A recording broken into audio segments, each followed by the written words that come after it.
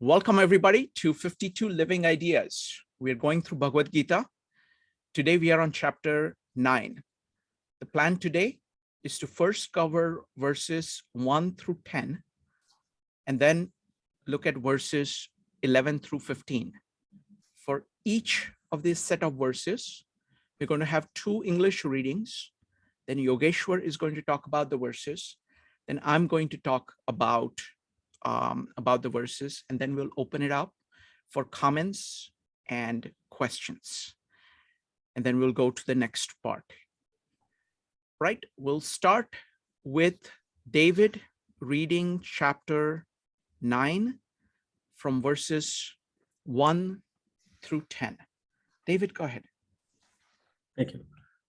Lord Krishna said, I am expounding unto you who are unenvious this most confidential secret wisdom, the knowledge of devotion, which is in realization after knowing which you will be liberated from this miserable material existence.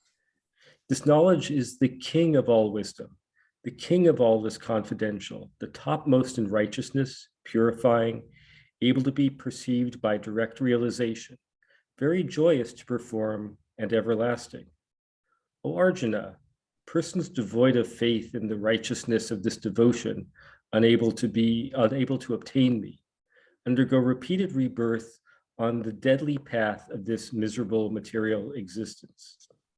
All of the universes are pervaded by me in an imperceptibly subtle manifestation, and all living entities find their support in me, but I am not supported in them. Behold my extraordinary and unparalleled majestic transcendental opulence. My omniscient self is the maintainer of all living entities and the protector of all living entities, but never influenced by them or by their material nature. Understand, just as the mighty wind blowing everywhere is always situated within space, similarly, all created beings thus are situated in me. O Arjuna, all created beings enter into my nature at the end of 4,320,000,000 year cycle. And after another 4,320,000,000 year cycle, I generate them all again. Presiding over my eternal potency, the material energy, I generate again and again all these innumerable living entities in accordance to the implications of their material natures. O Arjuna, these universal activities never bind me. I am situated neutrally and unattached to all these activities. Superintended by me, the illusory external energy manifests all moving and non-moving entities. For this reason, O Arjuna, the universal manifestation is created repeatedly. Thank you. Thank you, David. Next up is Penny or Brian. Okay. Since you accept me and do not question, now I shall tell you that innermost secret, knowledge of God, which is nearer than knowing, open vision, direct and instant. Understand this and be free forever from birth and dying with all their evil. This is the knowledge above all other, purifier and king of secrets, only made plain to the eye of the mystic. Great is its virtue, its practice easy. Thus man is brought to truth eternal. Those without faith in this, my knowledge, shall fail to find me. Back they must turn to the mortal pathway, subject still to birth and to dying. This entire universe is pervaded by me in that eternal form of mind which is not manifest to the senses. Although I am not within any creature, all creatures exist within me. I do not mean that they exist within me physically. That is my divine mystery. You must try to understand its nature. My being sustains all creatures and brings them to birth, but has no physical contact with them. For as the vast air, wandering worldwide, remains within the ether always, so these, my wandering creatures, are always within me. These, when the round of ages is accomplished, I gather back to the seed of their beginning. These I send forth again at the hour of creation.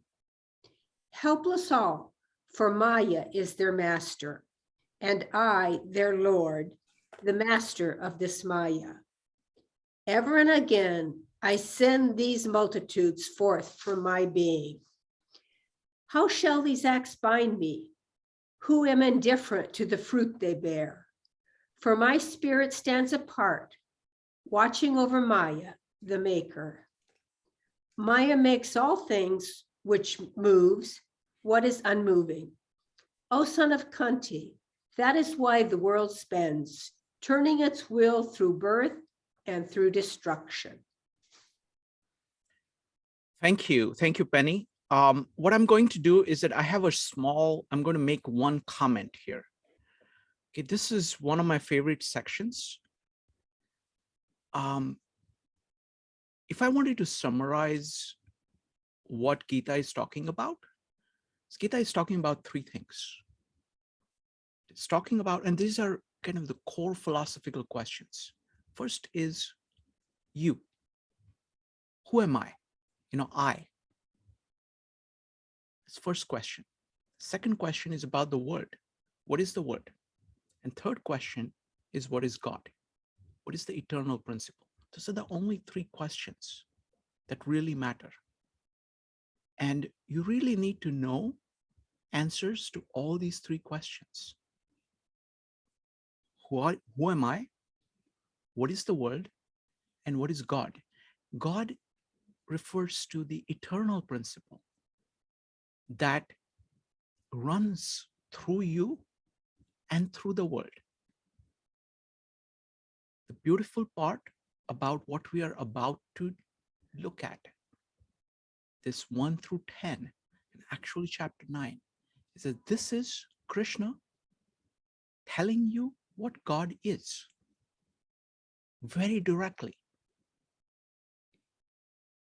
So I, world, and God. So now we're going to be talking about, this is Krishna saying, who am I? Who is God? Okay, so that's what this section is about. Yogeshwar.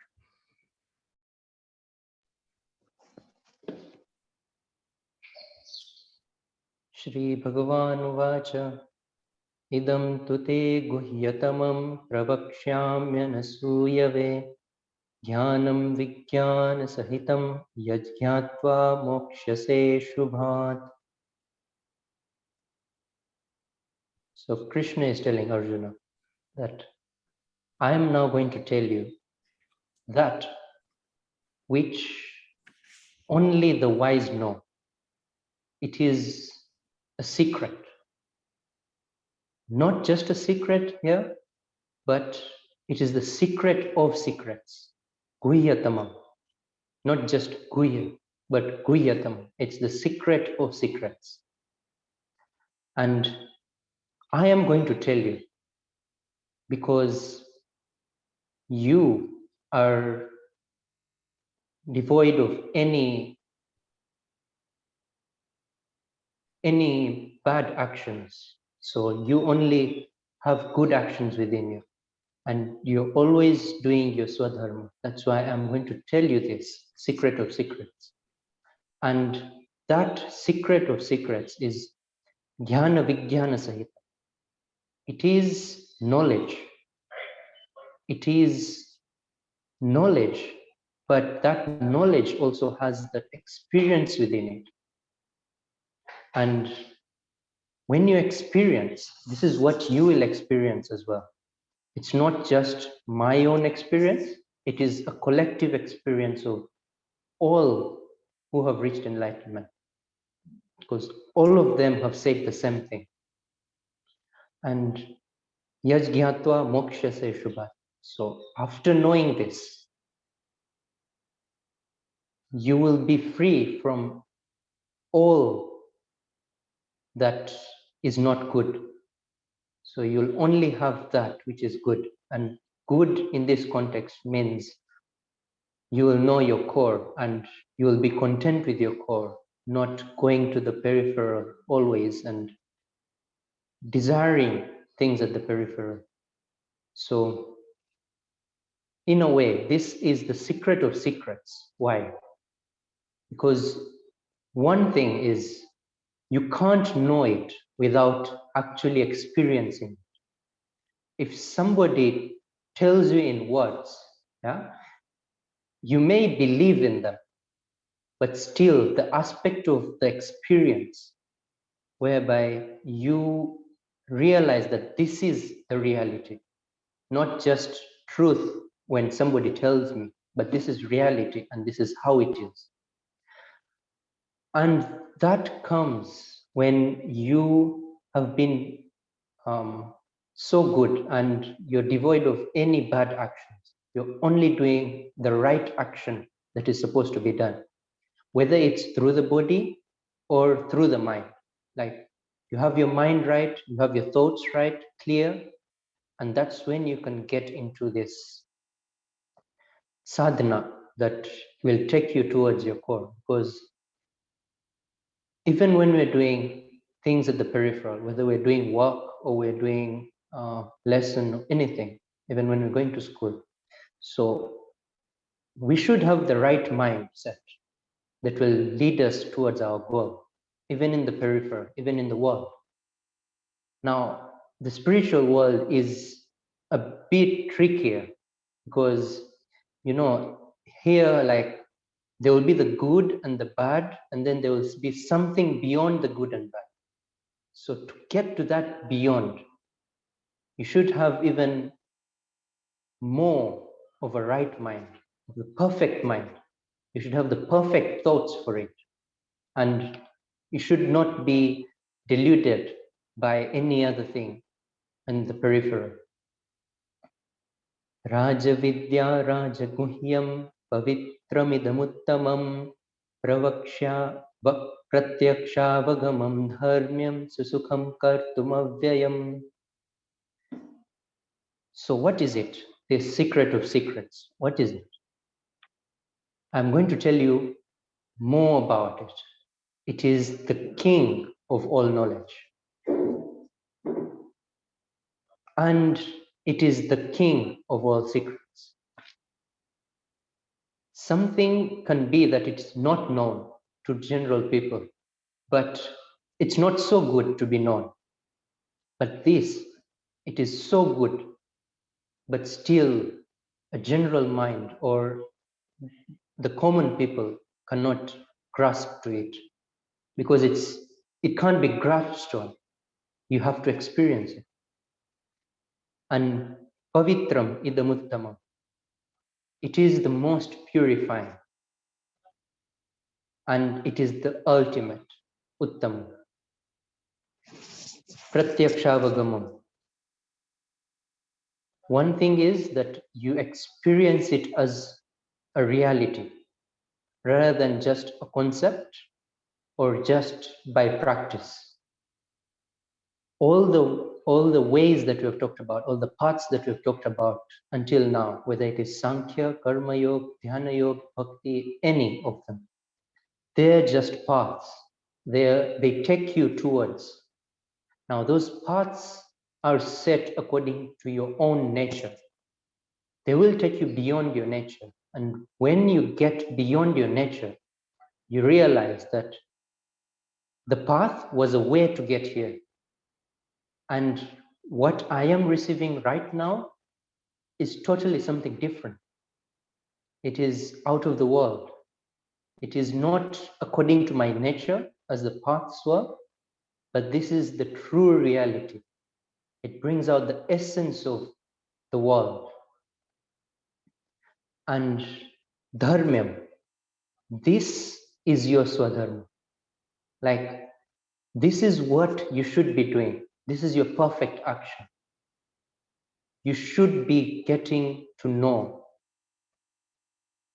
who the creator is, what the creation is, and that which is between them, that bond that is between them. And another thing, it is susukham kartum. Kartum susukham. It's really easy to do. Yeah? You know, in a way, it is really hard to do, and it is also really easy to do. It's really hard to do if in the general world concept, not so many people are able to do it. But when you're in the state, when you're in the experience, it is just the thing you do, like it is your dharma. So what comes out of your core, it's just automatic. You don't need to think about it, like what is right, what is wrong. It's just there. That is reality. And that is your dharma. And it is the easiest thing to do. What happens is we are so entangled with the delusions because we create a desire and then go towards that desire at the peripheral.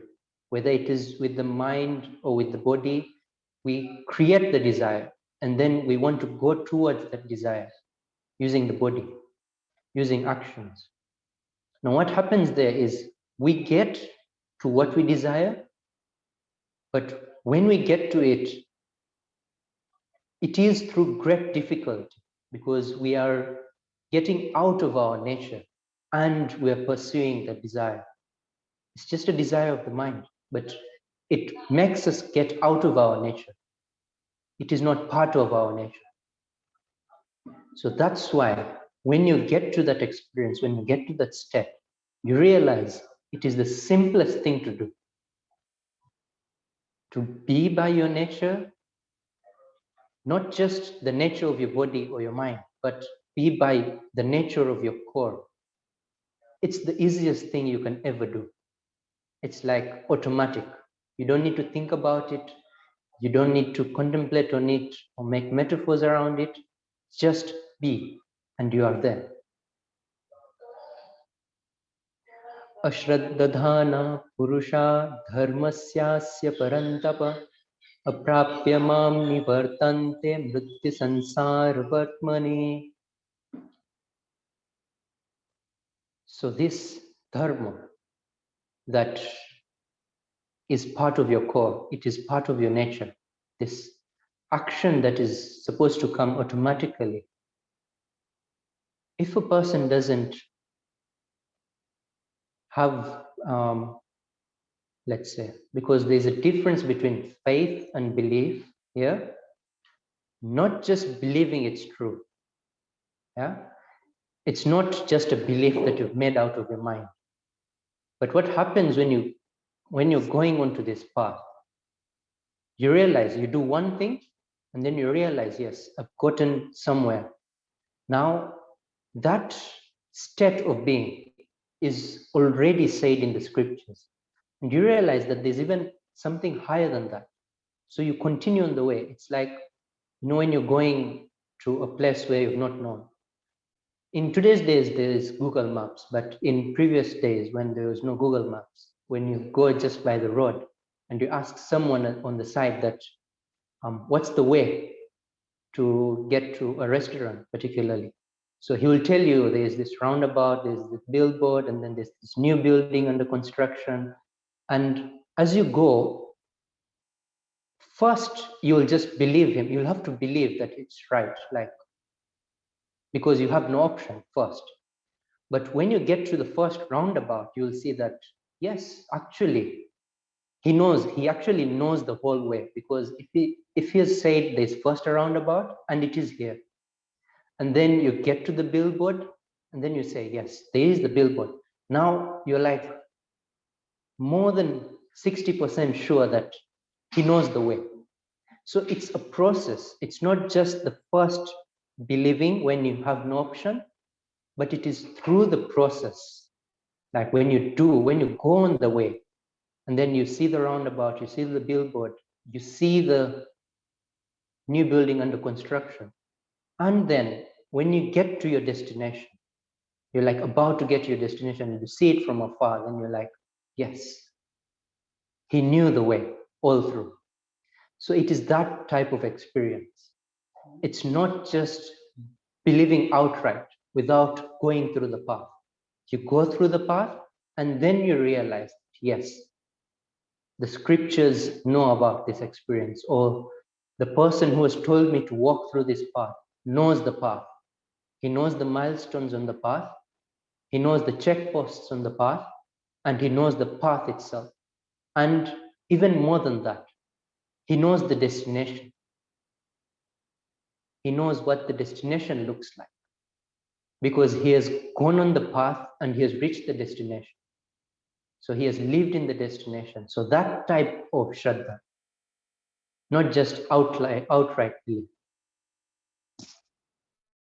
So if you have that type of Shraddha, because Shraddha, in a way, it is not just believing with your mind or your thoughts, or if somebody gets to your logic and you can't question him, then you have to believe in him. That's not just it. Shraddha means, yes, you partly accept it is right, and then you walk on the path. Two things. That which is in your mind that says, yes, he is right, and that you go on the path. If you have Shraddha, you walk, you do the action, not just believe in it. So as you do the action, that belief gets stronger, it becomes concrete. So if a person does not take my word, as in take my word in this way, he doesn't walk on the path. Because if he takes my word, he will walk on the path and he will know that this is the path. So if he doesn't walk on the path in this way, aprapya mam nivartante, he will not get to the destination. That I'm telling you. Because the destination, I know all the paths that take you to the destination.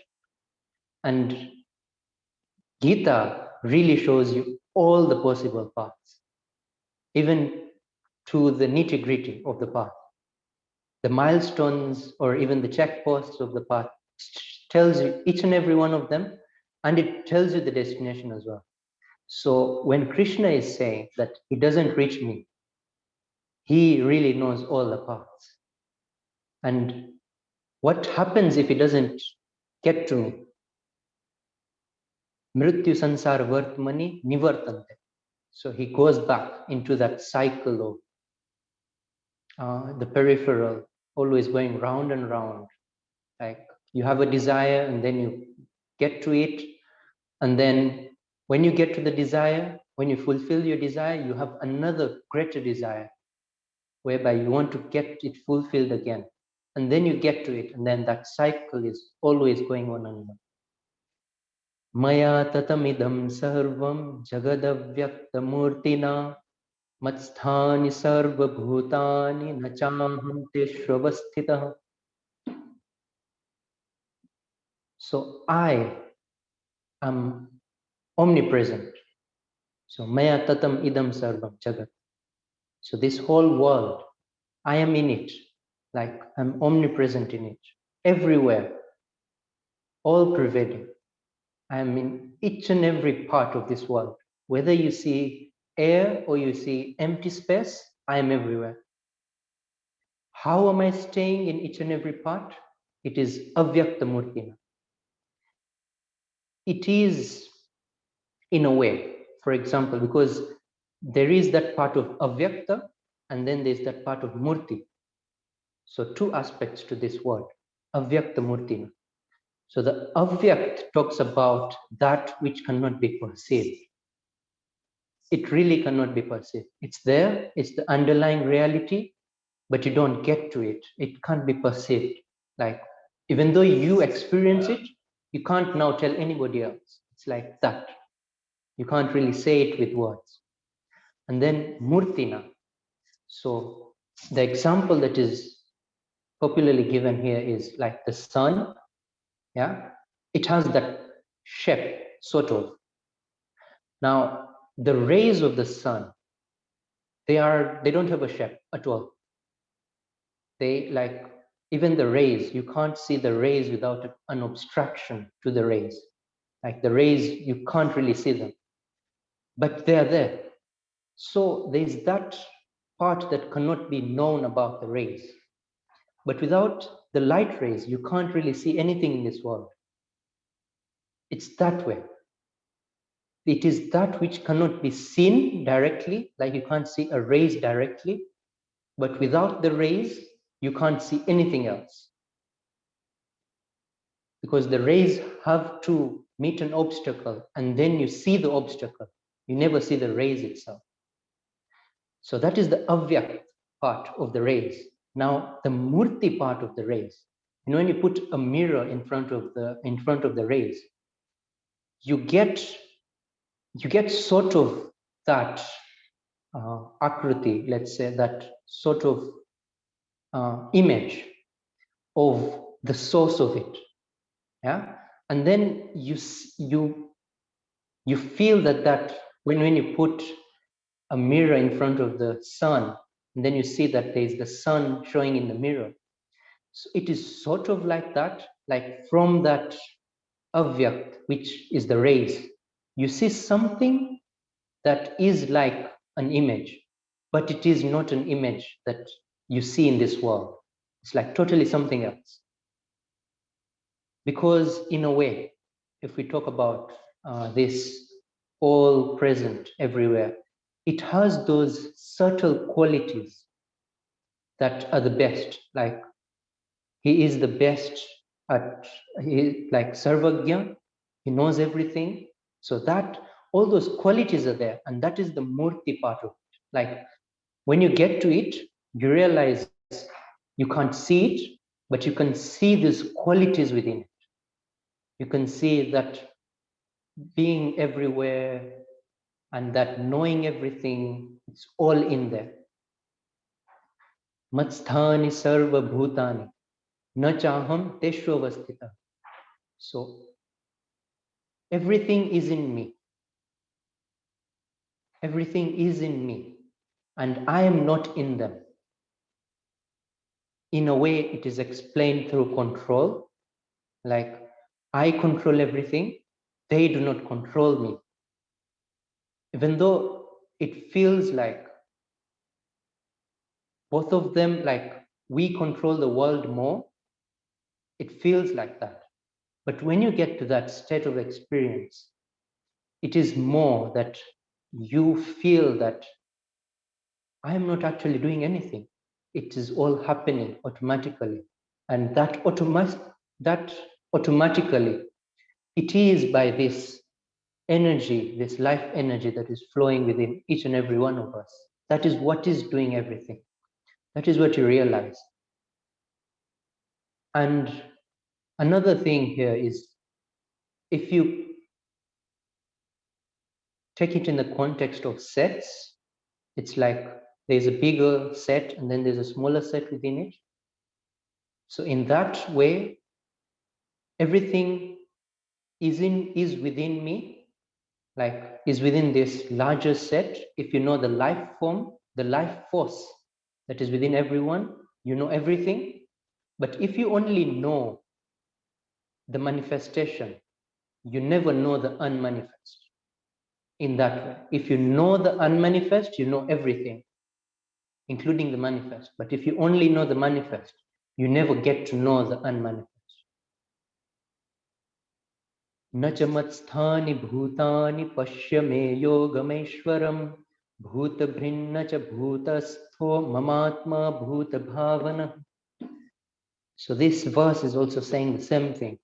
Nachamatstani bhutani. So in the first one, matsthani bhutani, matsthani sarva bhutani, na chaham teshvavastita. And in this verse, it's saying, na cha matsthani bhutani, pashyame yoge maishwaram. So the world is within me, and the world is also out of me. It's both ways, if you understand it. Yeah, it's like all the qualities are there, within, without, being in and being out of everything. And Pashyame Yogameshwaram, like just look at that. It's so fascinating. Like just imagine that. How can something be all pervading, being everywhere, and then Krishna talks about that I am not in beings, like I am out of them. And then he says, No, not only that. I am also within them. I am out of them. But if you know me, you know everything. If you only know the manifestation, you don't know me. So that all-round knowledge that you need, just look at that. It's fascinating. Pashya me yogameshwaram. Bhuta brinna cha bhutastho mamatma bhuta bhavana. So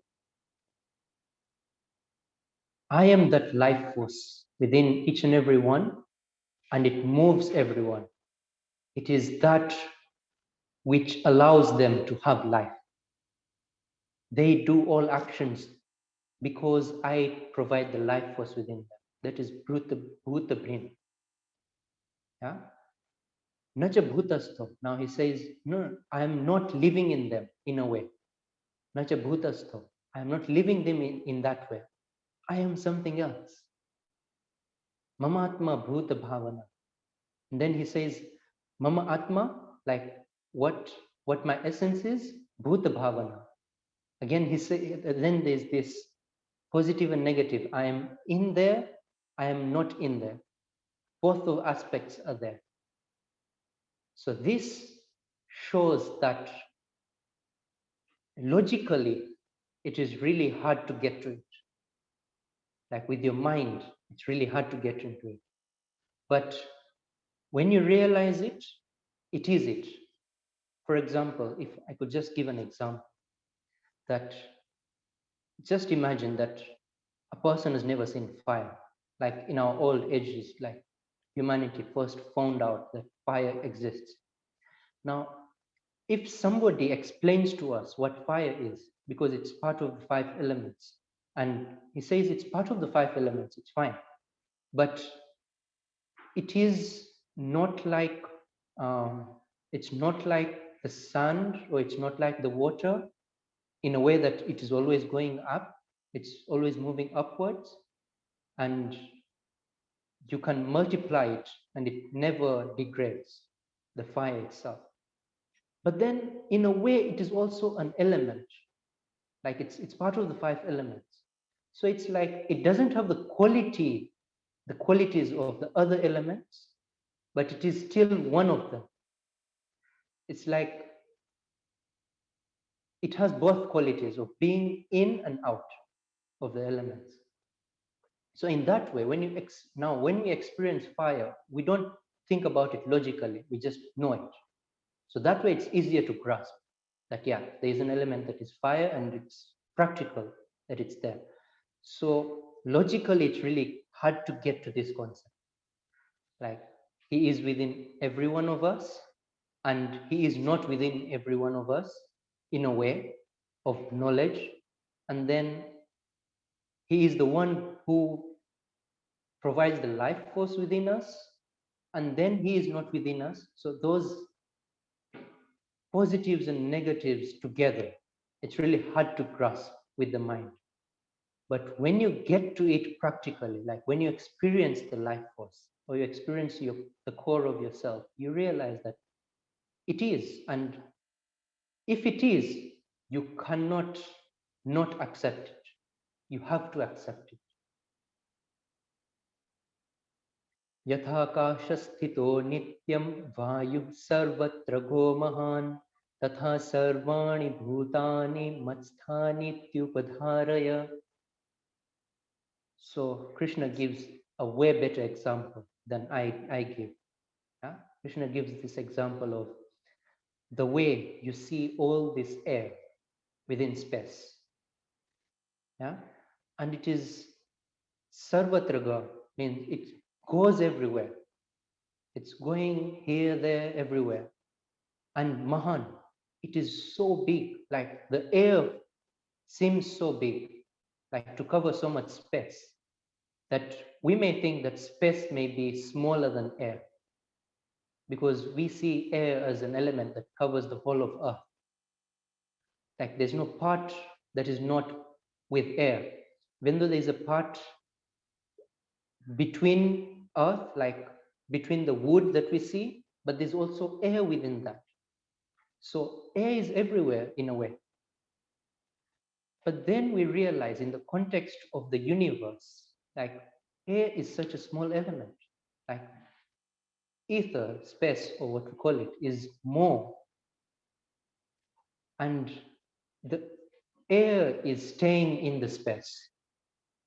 But according to our perspective, air looks bigger than space because it covers a greater area. Now, in that same way, Tatha Sarvani Bhutani, in that same way, Sarvani Bhutani Matsthani, all the living beings staying within me. If you have that larger perspective of the universe, like if you can get that telescope that can show you the whole universe, then you realize that everything is within this life and being run by it.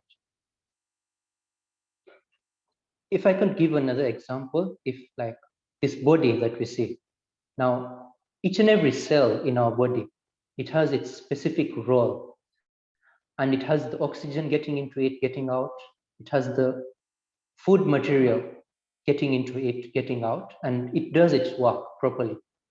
Now, if you look by the perspective of the cell, it looks like if I was a cell, I would say I am doing everything. Like I would look at this perspective of me. Yeah, I am the cell and I am doing this, making the air come into me, like oxygen come into me, making the food come into me, and then excreting it and all that. I'm doing everything.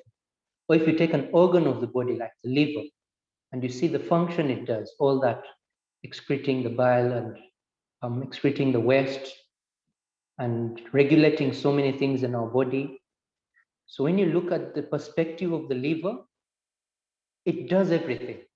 But when you look at the perspective of the whole body, the liver is a small organ that does work for the body. It is like a sort of parts of the machine that come together. Now, our perspective is in the same way. Right now, we think we are doing so much. We think we are changing the world in a great way. Yes, we are, in a way, because if the liver does not work, the body does not work. That's for true.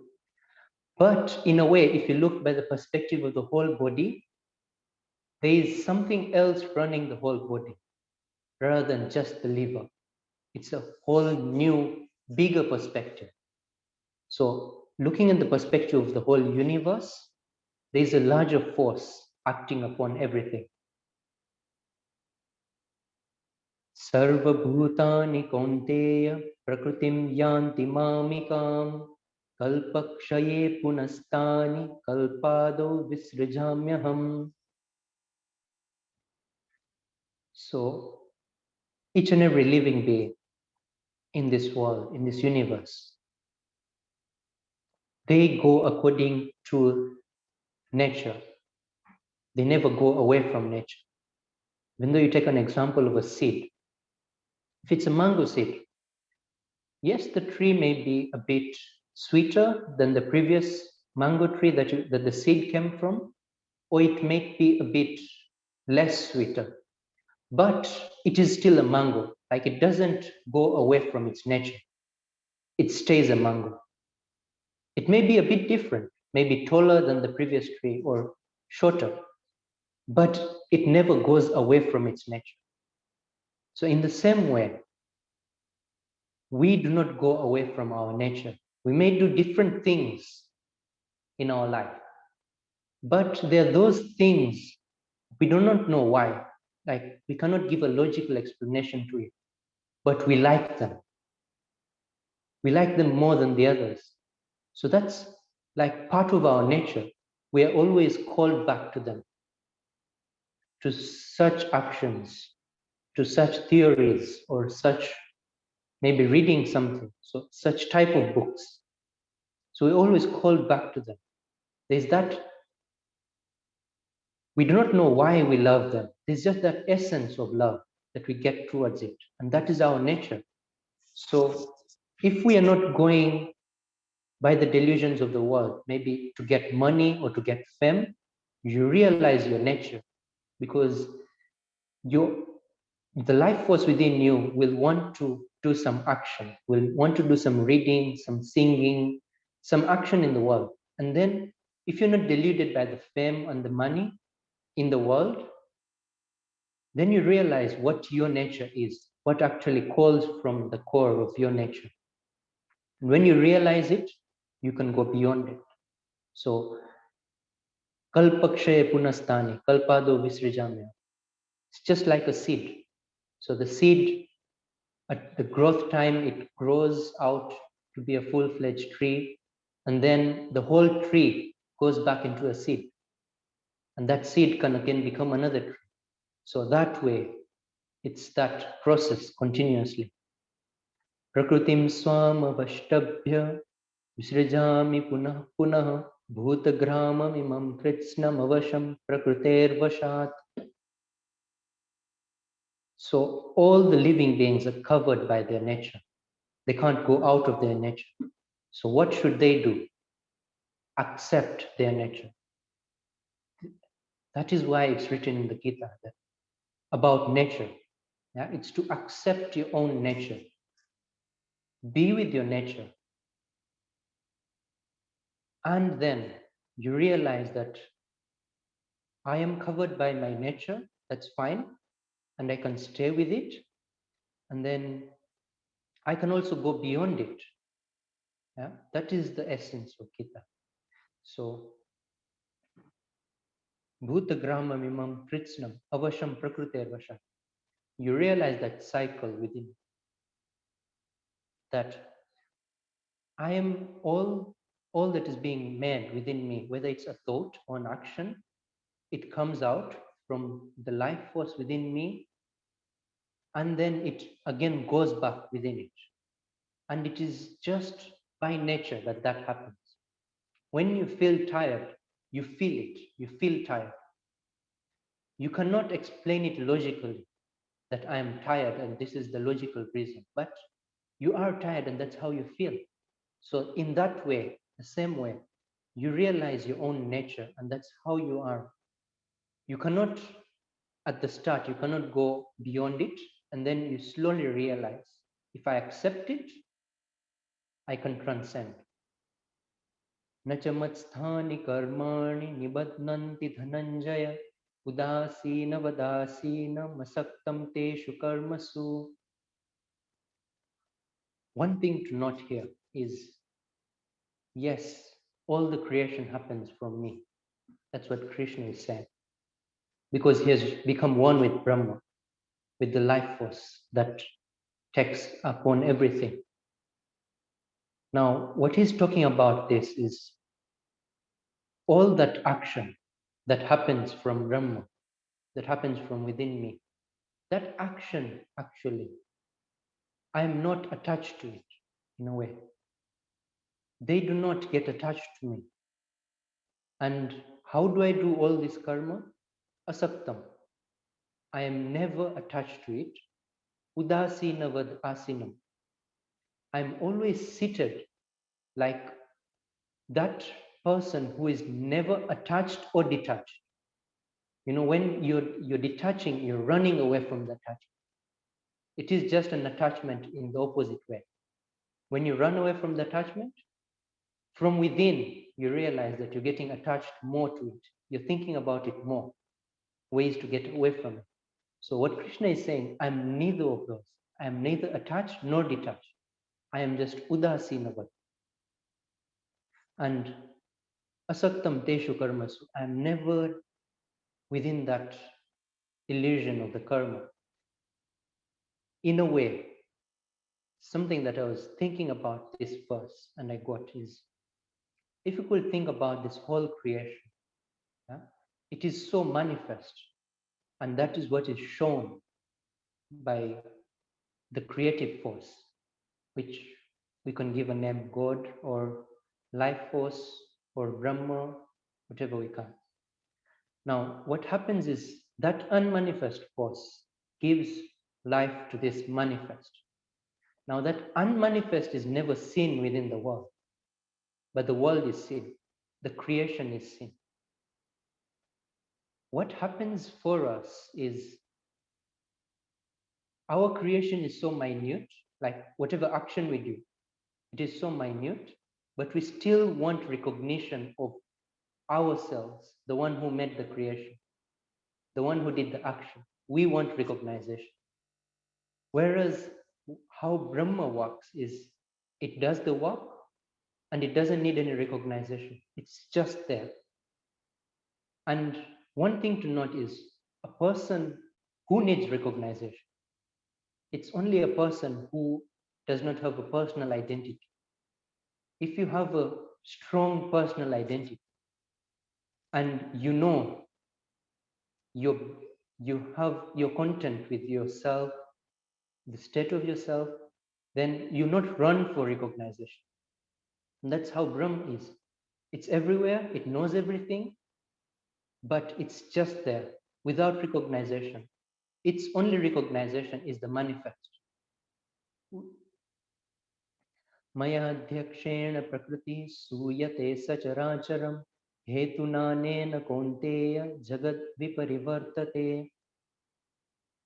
So nature, it doesn't do things on its own, but it is me who fills in the life force within nature. So Maya Adhyakshana Prakriti Suyate Sacharacharam. It's like the seed. If we talk about the seed has its own nature, that's fine. But if you think about that unmanifest that makes any seed grow, whether it's a seed of a mango or a seed of an orange or a seed of an apple, that life force is the same in a way. If you look keenly, if you have the perspective, the life force is the same. It is just the natures that are different. And that's it. It manifests according to its own nature. If it's an apple, it will manifest as an apple tree and give apples back. Now, the nature is how it manifests, and that's why we only see its nature. But that life force within it, whether it is within a plant, as an example, or within each and every living being, it's the same. The way we all have thoughts of actions, or the way we do all actions, that life force within is the same. It's all the same within us. So, Hetuna nena konte jagat viparivarta. There's a reason why this world is with many colors. It's because of nature. But the underlying truth, reality, is the same. Wonderful. Thank you. Thank you, Yogeshwar. Now, I do have fairly extensive comments, but what I want to do is I want to first find out where everybody is in terms of, I want to open it up for questions first. And let's take some questions.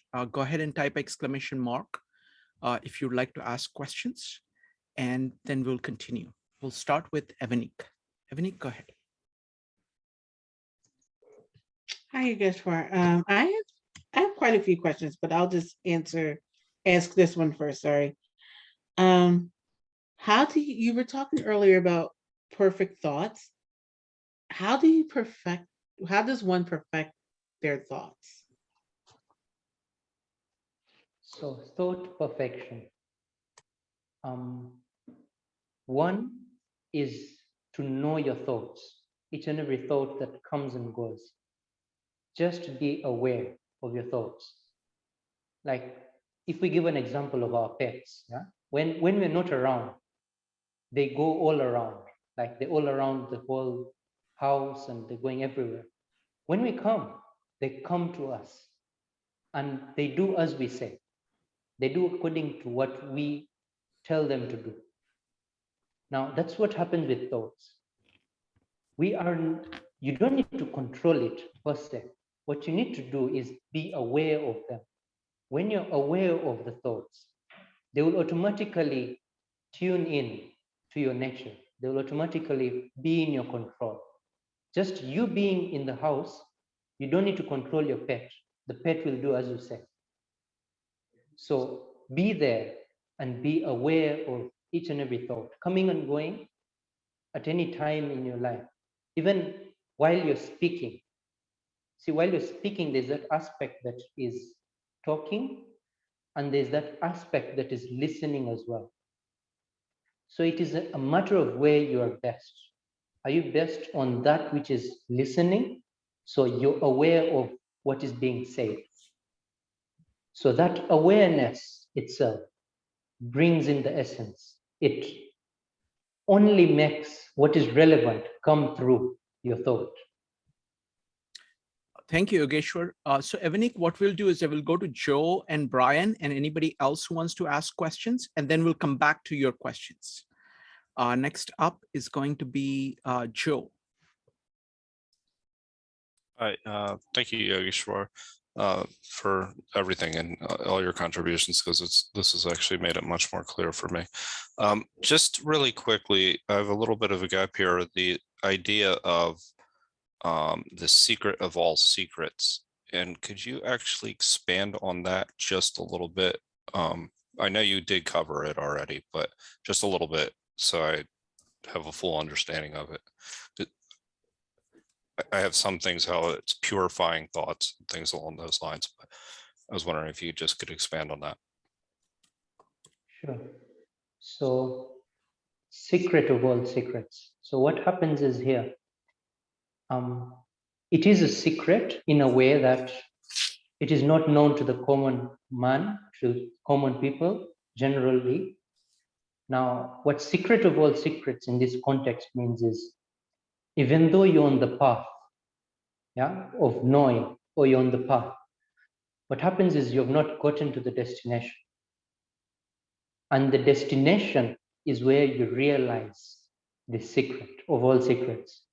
So even though we are all on the path, we sort of know a secret in a way. We know what general people don't know. But the secret of secrets is something that is revealed from within. It's like that remembrance of who you are and what the core is and what creation is, what the life energy is. It's that which is, even though it is like, for example, even though I know it now, yeah, I cannot translate it to words for you.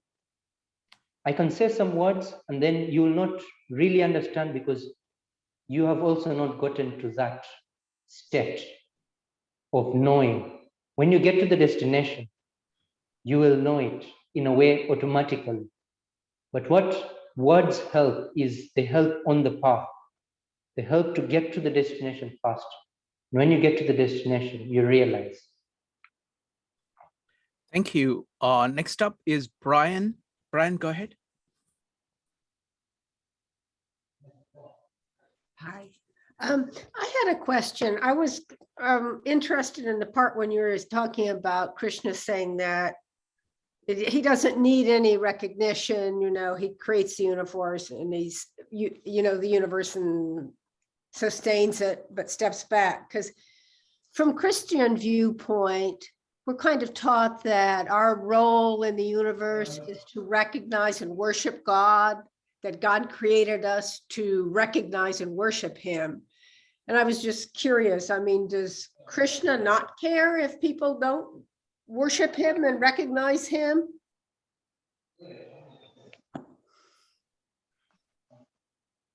Now, in this, the main point is that create, do action, and then not be known. So that is how life works in a general way. It is not known. So I do not know really how the Christian mind really works. Yeah, but in Indian culture, what happens is it is that unmanifest. Yeah, it is unknown. When you're on the path, it's going to remain unknown. It's only known to those who have reached. It is not that he doesn't want anyone else to reach. It is a good thing to reach. But the world continues working. It continues on its pace, whether anyone reaches or doesn't reach there. the world is already made in a way that it will sustain itself. And it is upon you whether you want to know your nature or not. It's totally, it's just your own journey towards it. Wonderful. So maybe Shrikant would add more because he knows both. Yeah, Christian and Hindu. I will add something. It's an excellent question. Here, Krishna is describing. You know what? I will deal with this when I comment. When I make the comments, I'll incorporate this point in there. Elena, do you have a question about any of these verses? Yes, I do. Go ahead. Thank you so much. It's like going deeper and deeper and uncovering, going into unknown. So, question to Yogeshwar. Okay, so Dharma is the way, though, and Dharma is still, it's being there and still doing action and observing and knowing the periphery and the center. So in terms of the balance between doing, knowing, because of the desires are always there, they would be there. And that's the whole point of being alive. Like how do you determine the balance? Thank you.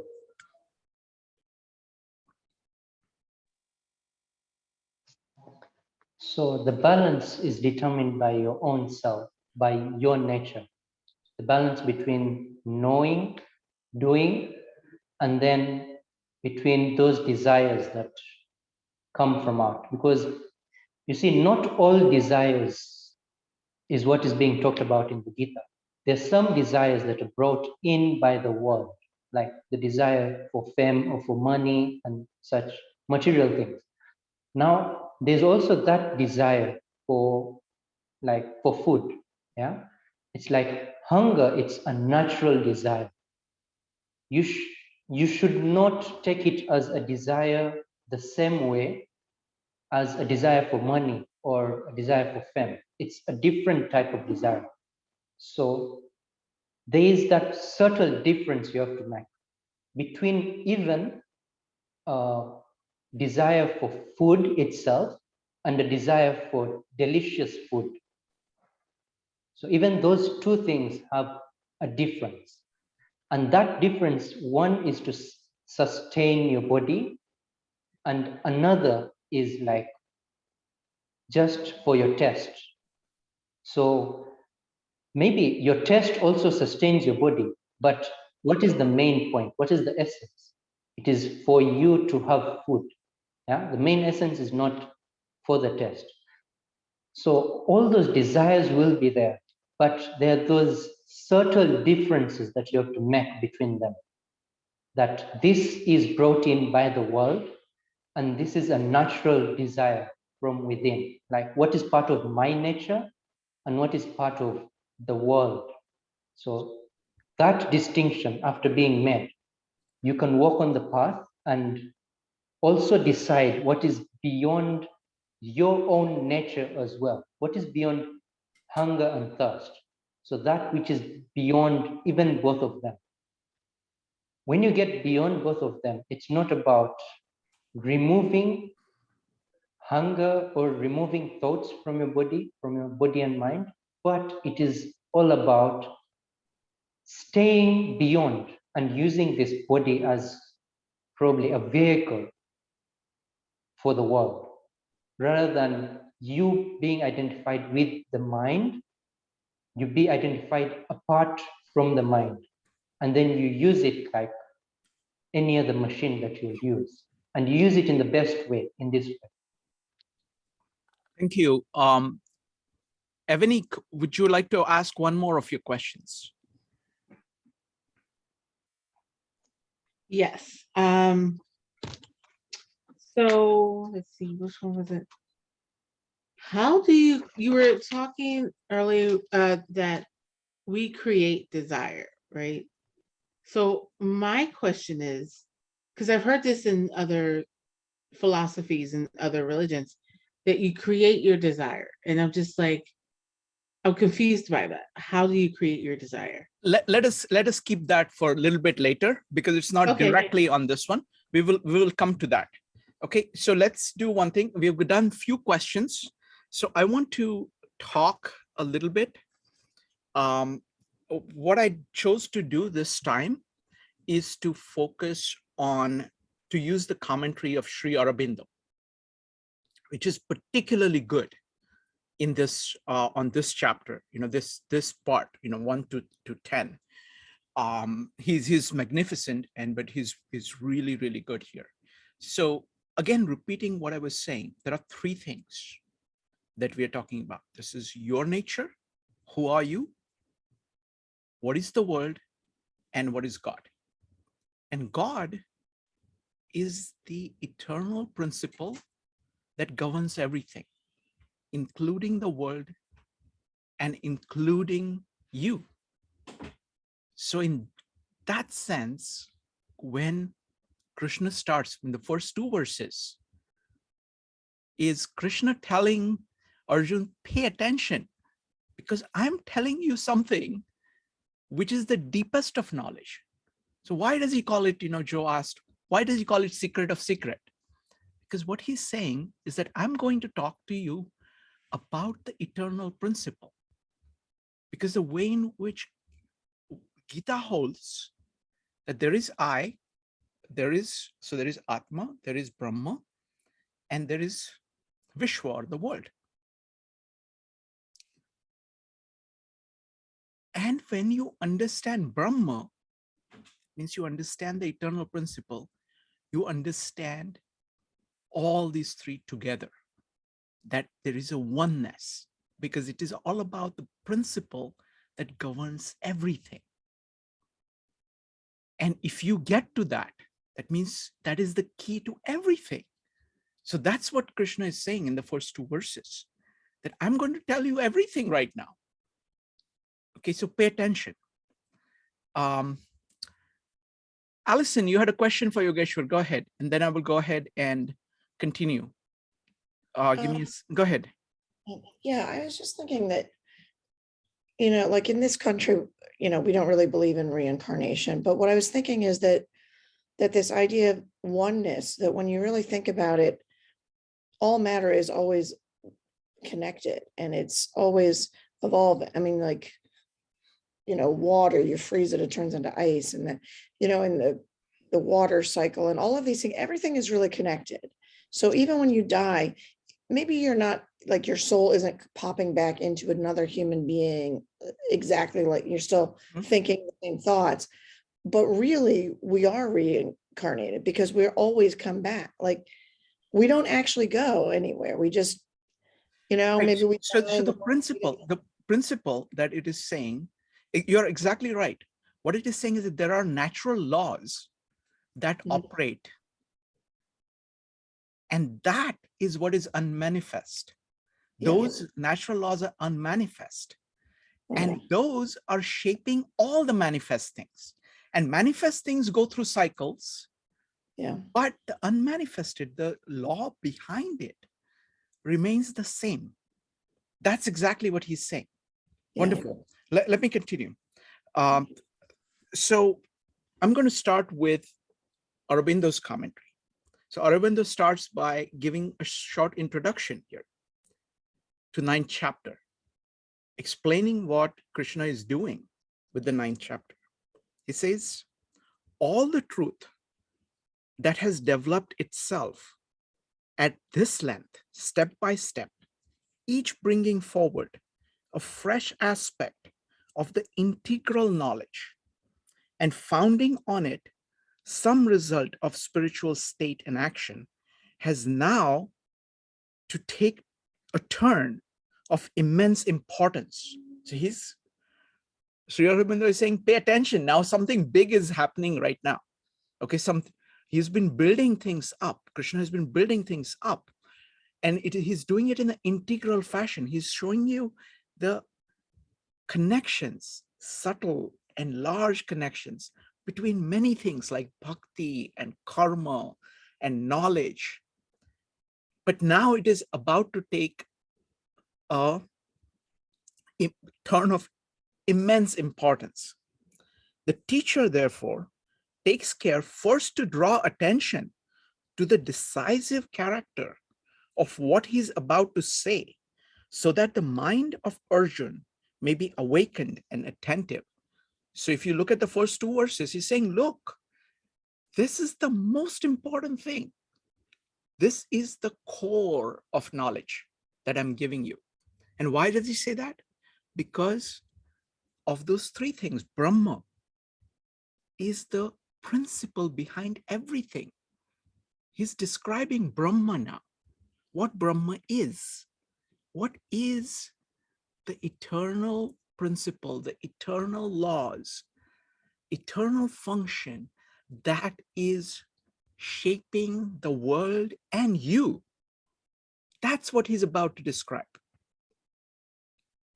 For he's going to open his mind to the knowledge and sight of the integral divinity and lead up to the vision of the 11th chapter, by which the warrior of Kurukshetra, that is Arjun, becomes conscious of the author and the upholder of his being and action and mission. That is the Godhead in man and the world.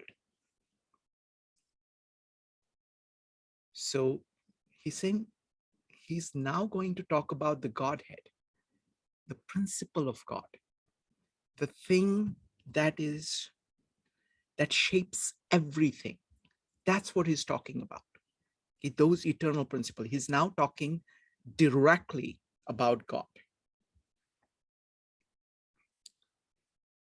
Godhead, whom nothing in man and world limits or binds, because all proceeds from him, is a movement in his infinite being and continues and is supported by his will, is justified in his divine self-knowledge, has him always for its origin. So this principle that is shaping everything is not limited by what it shapes.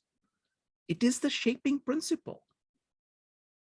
So in that sense, it is in them, in the sense that it shapes things, but in a sense it is not in them because you don't find it concretely in them. It is just the shaping principle. So the function makes the form, but the form is not function. So that is the paradox, that it is in it in the sense that it shapes it, but it is not in it in the sense that if you were to get hold of the form, you do not get the function.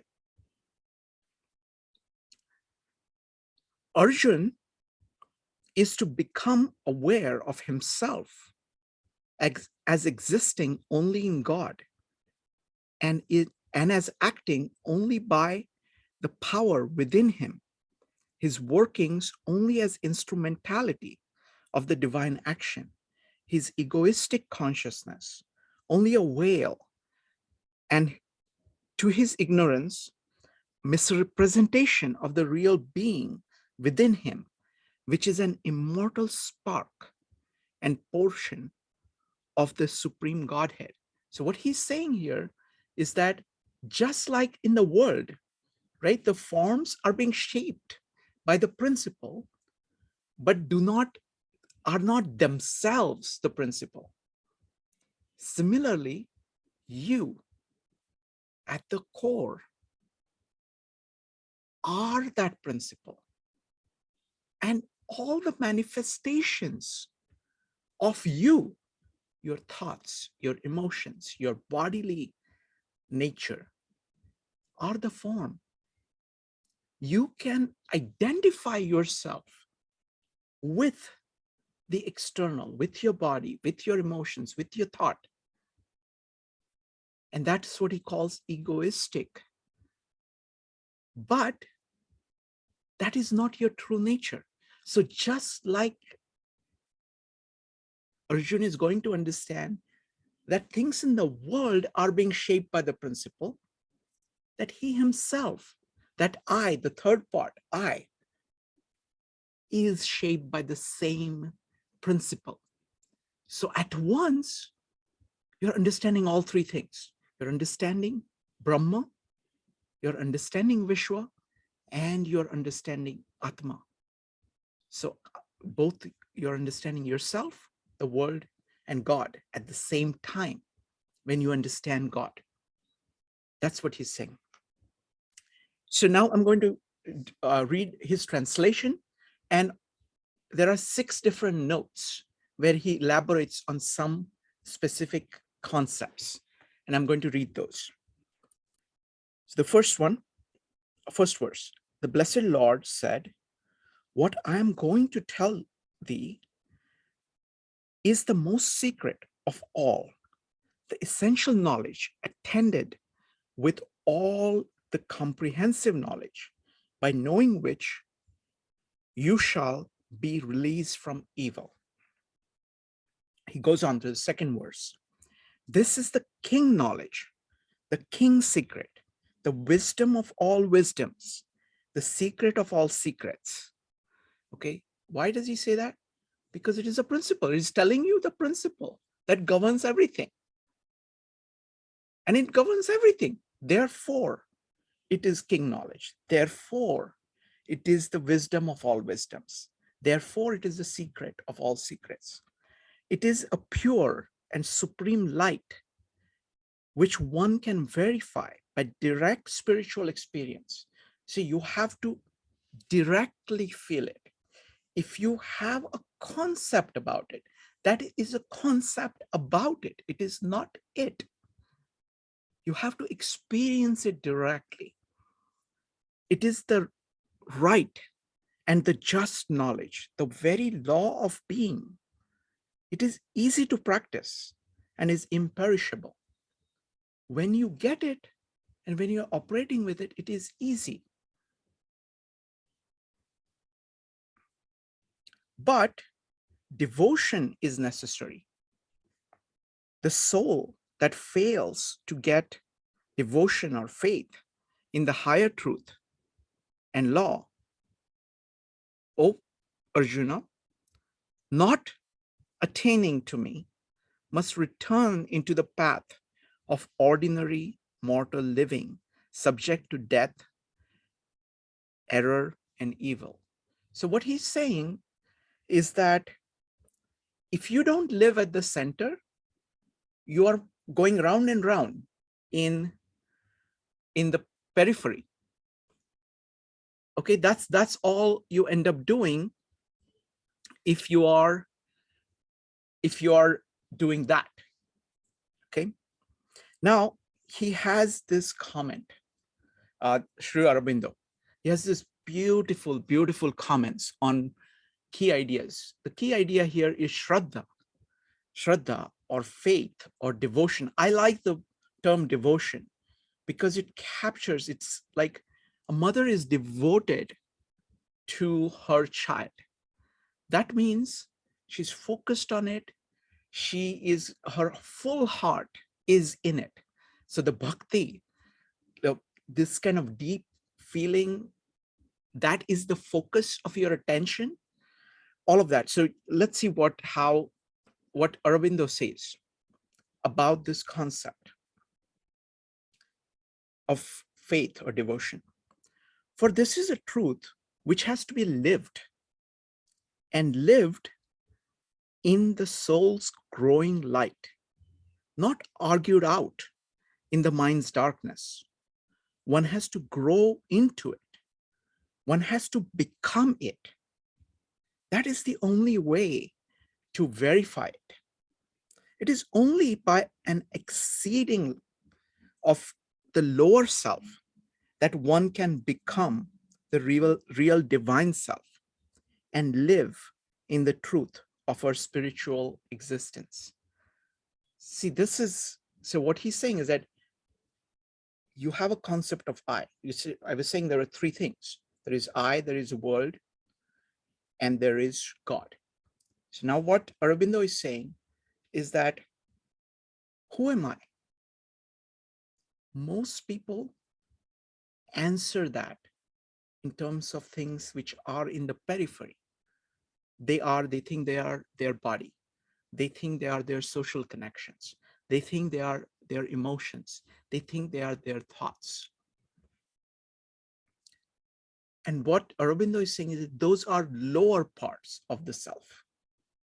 The higher part of the self, the Atma, is what Krishna is talking about. All the apparent truths one can oppose to it are appearances of the lower nature. So this is the lower and higher is the same concept of center and periphery. So center is the higher, that's the core of your being.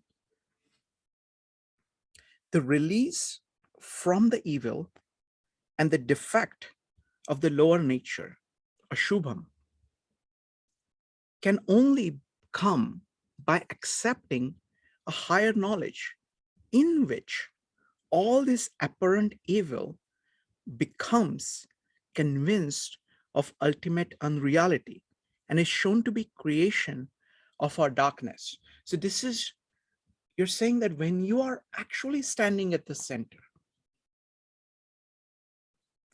then you can see that the other things are periphery. Identifying them as periphery, not the core of your being, is what is needed in order to live this. When you live this knowledge, you will regard the other things as being in the periphery. But to grow thus into the freedom of the divine nature, one must accept and believe in the Godhead secret within our present limited nature. So it's only when you identify that there is an eternal principle that you can have this. Because otherwise, all your concepts of yourself and of the worlds are going to be concepts of periphery. So this, he uses the term Godhead to capture this eternal principle that shapes the world and shapes you. For the reason why the practice of this yoga becomes possible and is easy is that in doing it, we give up the whole working of all that we naturally are into the hands of that inner divine Purusha.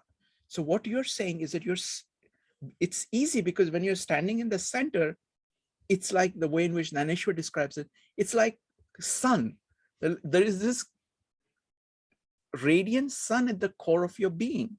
So the darkness just melts away.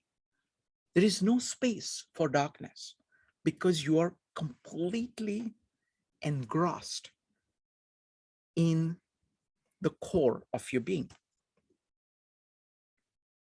The Godhead works out the divine birth in us progressively, simply, infallibly, by taking up our being into his and by filling it with his own knowledge and power.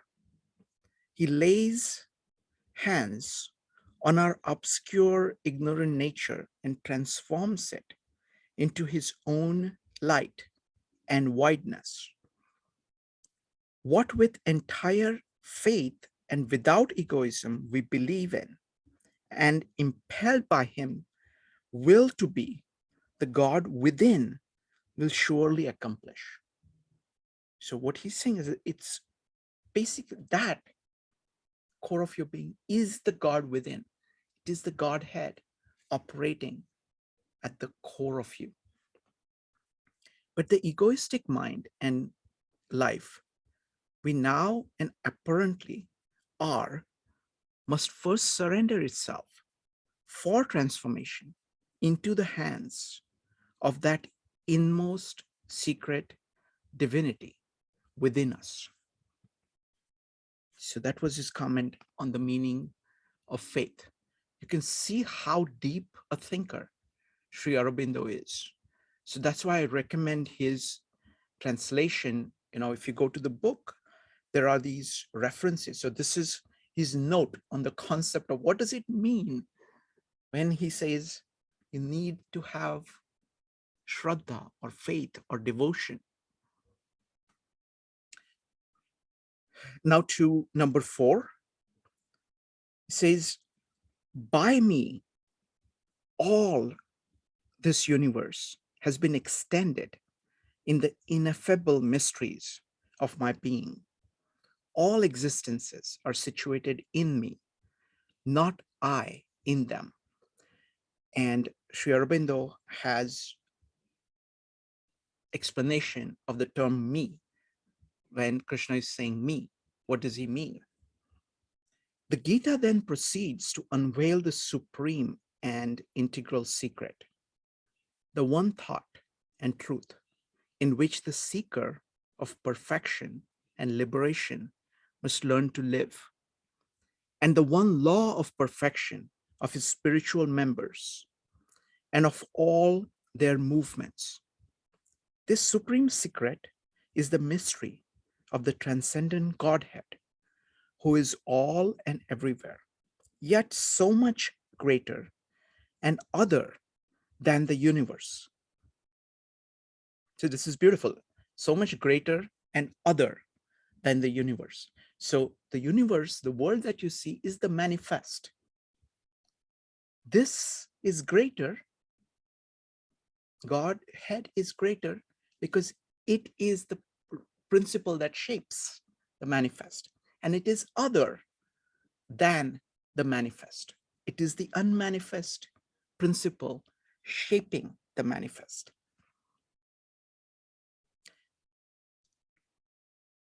Yet so much greater and other than the universe and all its forms that nothing here contains him.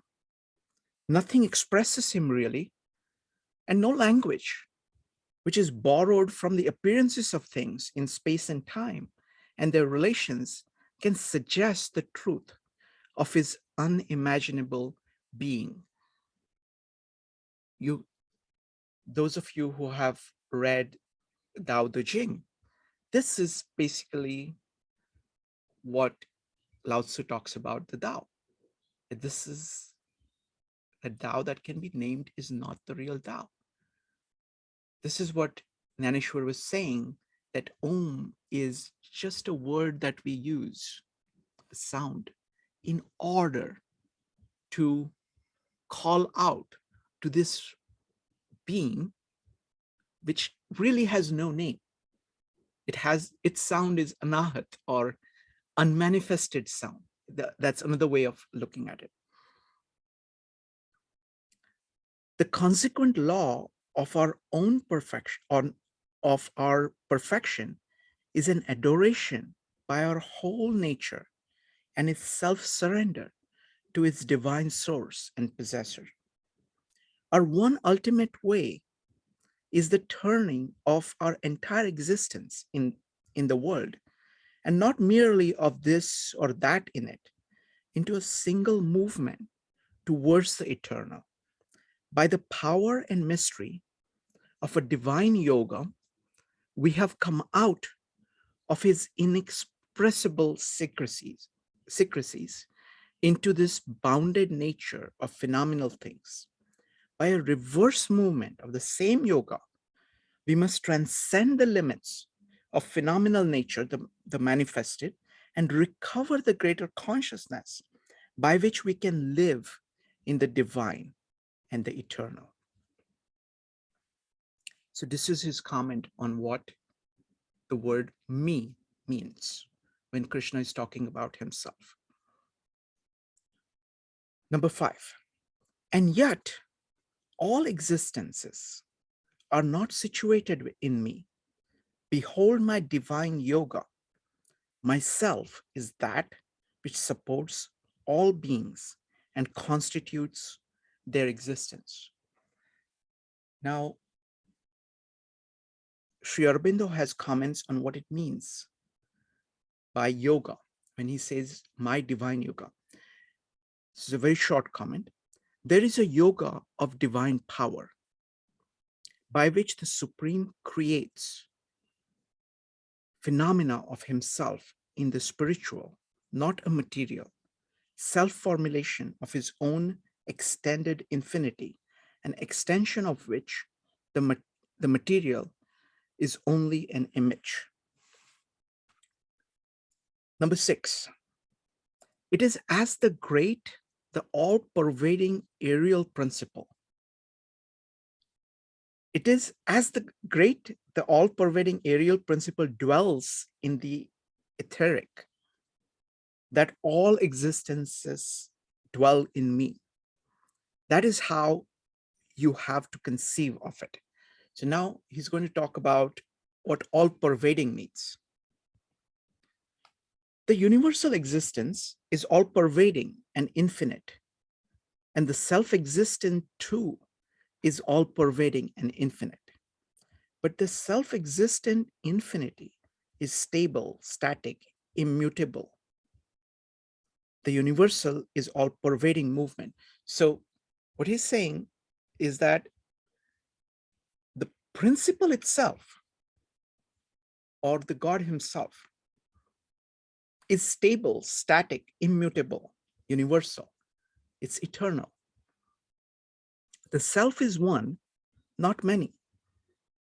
But the universal expresses itself as all existence and is, as it seems, the sum of all existences.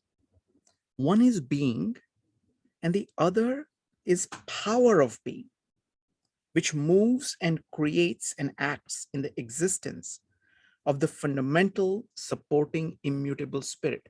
So this is the issue of the function and form. So there are myriad manifestations, 10,000 things that are shaped by the principle. The self does not dwell in all these existences or in any of them. Now, see how Sri Aurobindo now shifts from the Godhead into self, because this is the principle of Tat Tvamasi, that you are that. Self does not dwell in all of these existences or in any of them. That is to say, he is not contained by any, just as the ether here is not contained in any form, though all forms are derived ultimately from the ether. Nor is he contained in or constituted by all existences together. So the sum of the 10,000 things don't give you the Tao, don't give you the principle.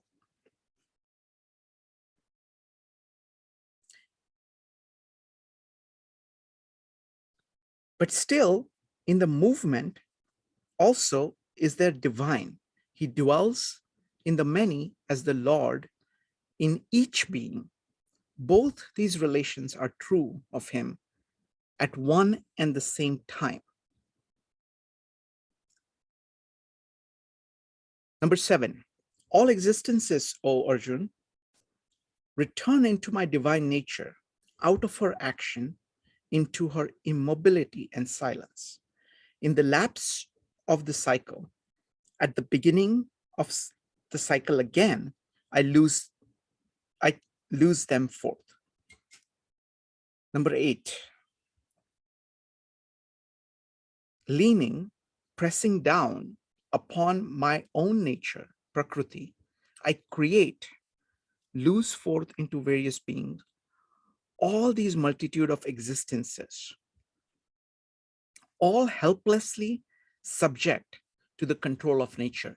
Now, Sri Aurobindo is going to talk about what helplessly means. Again, it's a very short note. Ignorant, the jiva is subject to her cyclic world, not a master of itself, but dominated by her. Only by return to the divine consciousness can it attain to the mastery and freedom. The divine too follows the cycle, not as a subject, not as subject to it, but as its informing spirit and guide, not with his whole being involved in it, but with his power of being accompanying and shaping it. So the Brahma shapes things, but is not participating in it. He's not changing with it. He's the shaping force. Number 9, nor do these works bind me, O Arjuna, for I am seated as if indifferent above, unattached to those actions. So here is the final note about indifferent. So what does he mean when he says that I'm indifferent? If in his power, he accompanies her and causes all her workings, he's outside it too, as if one seated above her universal action in the supracosmic mastery, not attached to her by any involving or mastering desire, and not therefore bound by her works, because he infinitely exceeds them and precedes them, is the same before, during, and after all their procession in cycle of time, but also since this action is the action of the divine nature, Swaprakriti, Prakriti, and the divine nature can never be separate from the divine. In everything she creates, the Godhead must be immanent. That is a relation which is not the whole truth of his being, but neither is it a truth which we can all afford to ignore. The last verse, number 10, I am the presiding control of my own action of nature, not a spirit born in her, but the creative spirit who causes her to produce all that appears in the manifestation. Because of this, O Arjuna, the world proceeds in cycles. So that is Sri Aurobindo, and you can see how deep a thinker he is. I find it's the most clear way of presenting these ideas. So now again, I'm going to open it up for any questions or comments. Go ahead and type exclamation mark if you'd like to comment or ask questions. We're going to start with David. David, go ahead. Yeah, thanks. I had an interesting comment or insight into verse 6 about this mighty wind blowing everywhere. That really struck me about how many different ways one can interpret or that the meaning of wind. In that it specifically says mighty winds, if I understand the Sanskrit original. So it's not just that it's pervasive everywhere, which is what you and Yogeshwar were mentioning, but it's again this mighty wind blowing. So it's energy, it has the sense of violence, it has the sense of power, and that, you know, comparing all these creatures, all these beings within this within the God as all part of these, you know, sort of like bouncing around. I mean, that they're filling the space. I mean, you can think of it like a balloon, the air and hot air, I mean, filling it wind in that way. And another aspect that really struck me is that in Hebrew, the word ruach is both means wind or breeze, and it means spirit. I mean, so there's also the wind in the sense of both that the breath itself is a wind, and therefore is the soul, is life, is energy. And so one could also see this this concept of a mighty wind being the wind energy in the body, the breath itself. pervading through the body and pervading through in the human body and pervading through this God's body, all of us together, bouncing around in this as pieces of this Godhead. But that again, the Ruach has, again, the relationship between these different religions of this meaning in Hebrew of this Ruach, the spirit, and power and energy and liveliness, and also of literally wind, breeze, soul. So there is this also a connection between these two different religions as well. So just lots of different interpretations and concepts I see in that verse. Thank you. Thank you, David. I mean, the thing is that there are similarities between religions and there are differences. And we have to, like when we kind of do the comparison, we cannot lose the differences as well, because those differences are very profound. And because otherwise we'll be seeing only the things that we see, that we are familiar with. The core thing here that is being pointed to, as best as I can see, is the idea that the principle is different from manifestations. This is simply an example of that. This is simply an example of that, of saying that, to understand the Godhead is to understand the eternal principle. So you're not even like, if you're thinking of the actual wind, and that's not it, because you're saying, what is it that is driving, what is the principle that is driving the wind? Something like that. So it is not manifested, something unmanifested. So that unmanifested aspect is the core part of the kind of the Indian tradition. Yogeshwar, would you like to comment?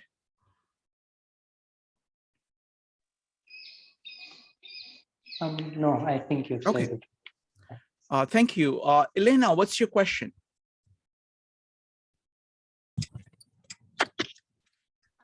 Yes. So going back to, and I'm driving, let me just stop here. Elena, please, only yes, once you're stopped. I'm talking, I'm okay. speaking, yes. So creative fundamental spirit that shapes things.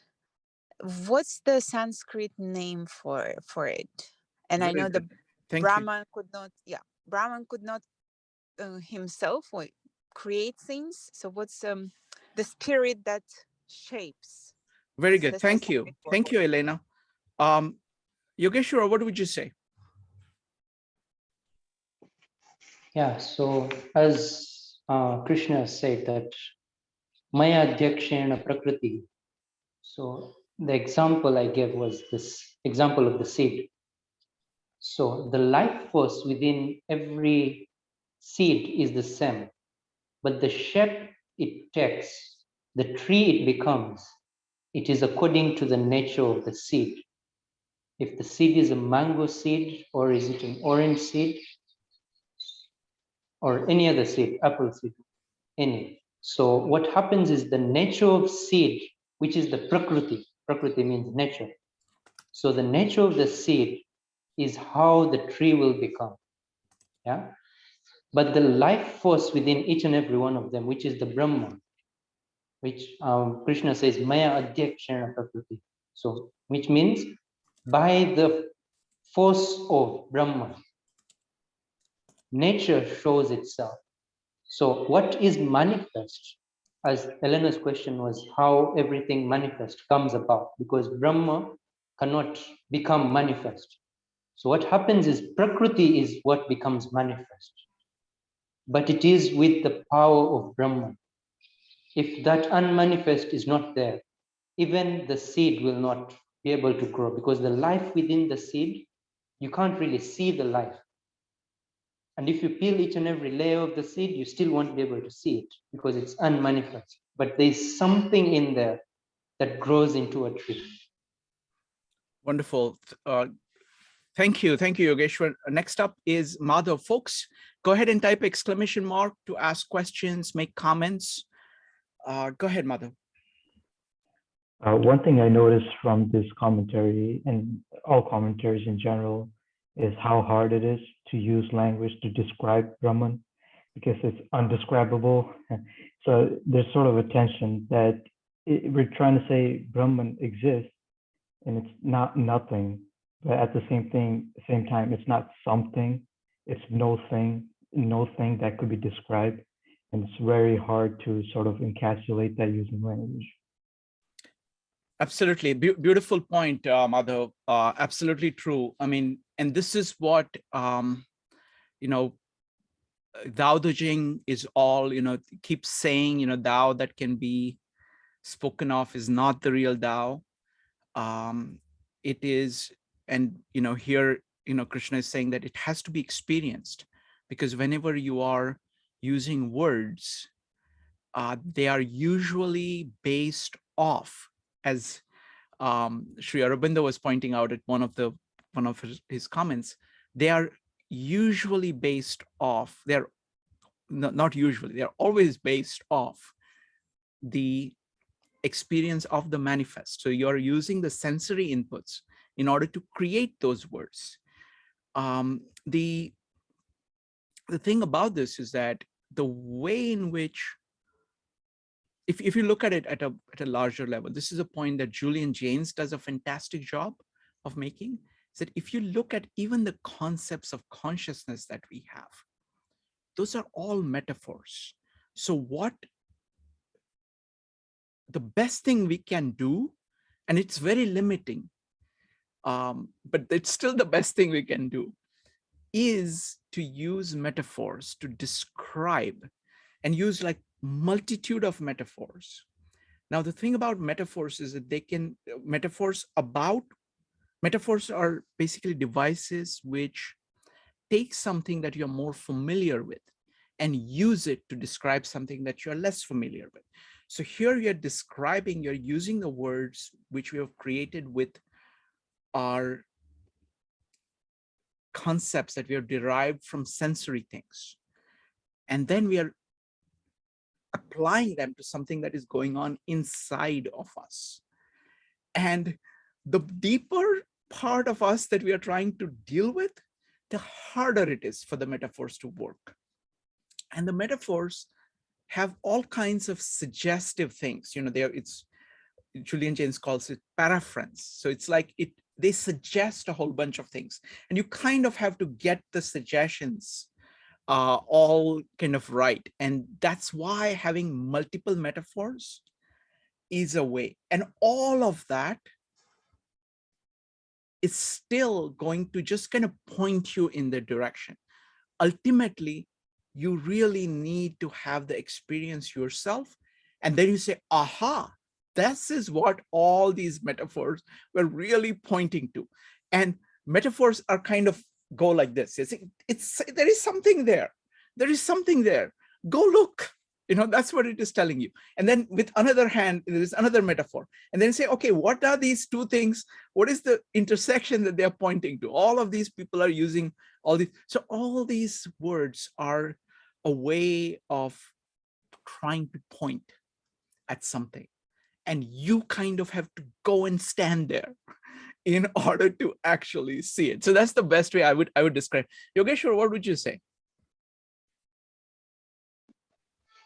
Yeah, Brahma can actually not be said because when you talk about Brahma, even the word itself, yeah, when you say Brahma, now it's like,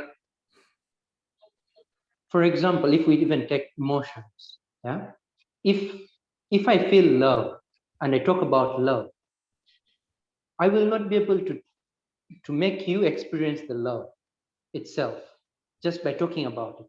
Now, you must have experienced it before. And then when I talk about love, you feel that this is what he's talking about. But that experience that I got of that moment of love is totally different again, because how I'm talking about it is totally different. Yeah. And what I experienced is totally different. I can't describe what I experience. Then I will say this is something that I just can't say in words. Yeah.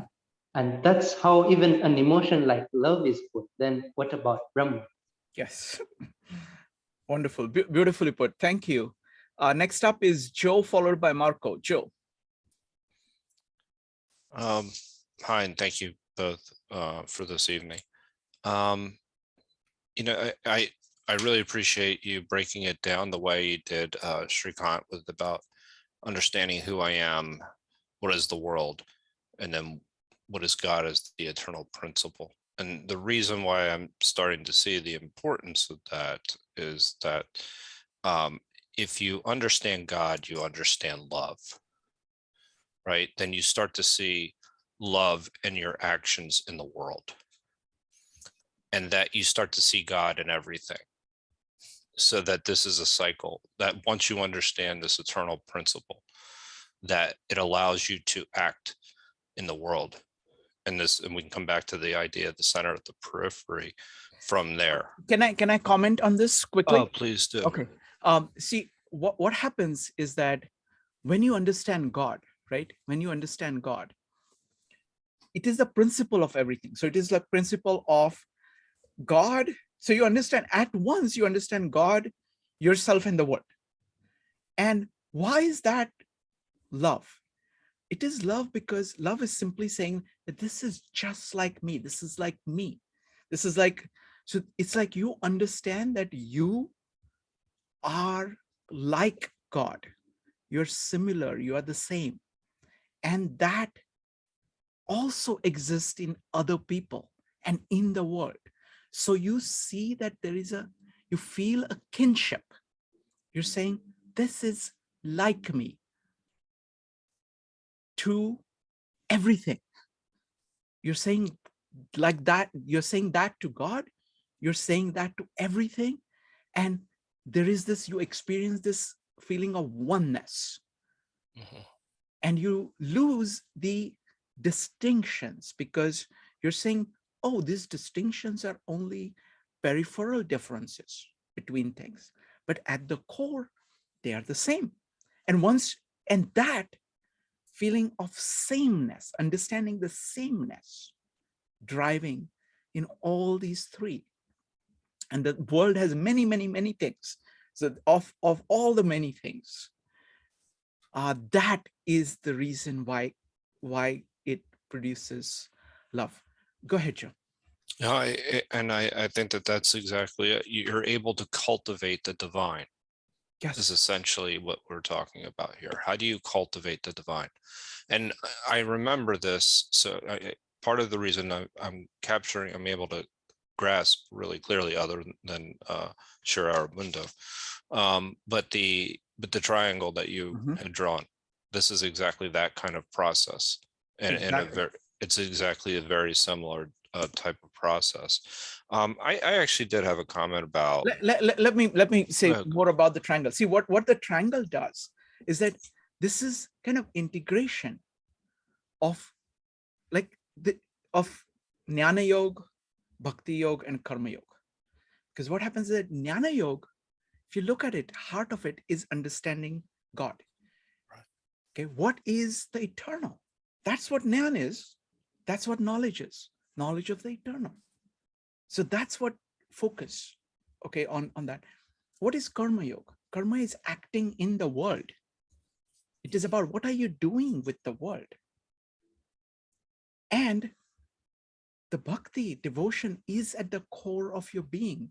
How do you feel about this oneness? And as you go through this, cycle through this, focus on each of them actually increases focus on all the other two. So as you understand God better, you love the God more. You love the world more. As you understand God more, you actually do the right things in the world, more of that. Similarly, when you do right things in the world, you see the oneness.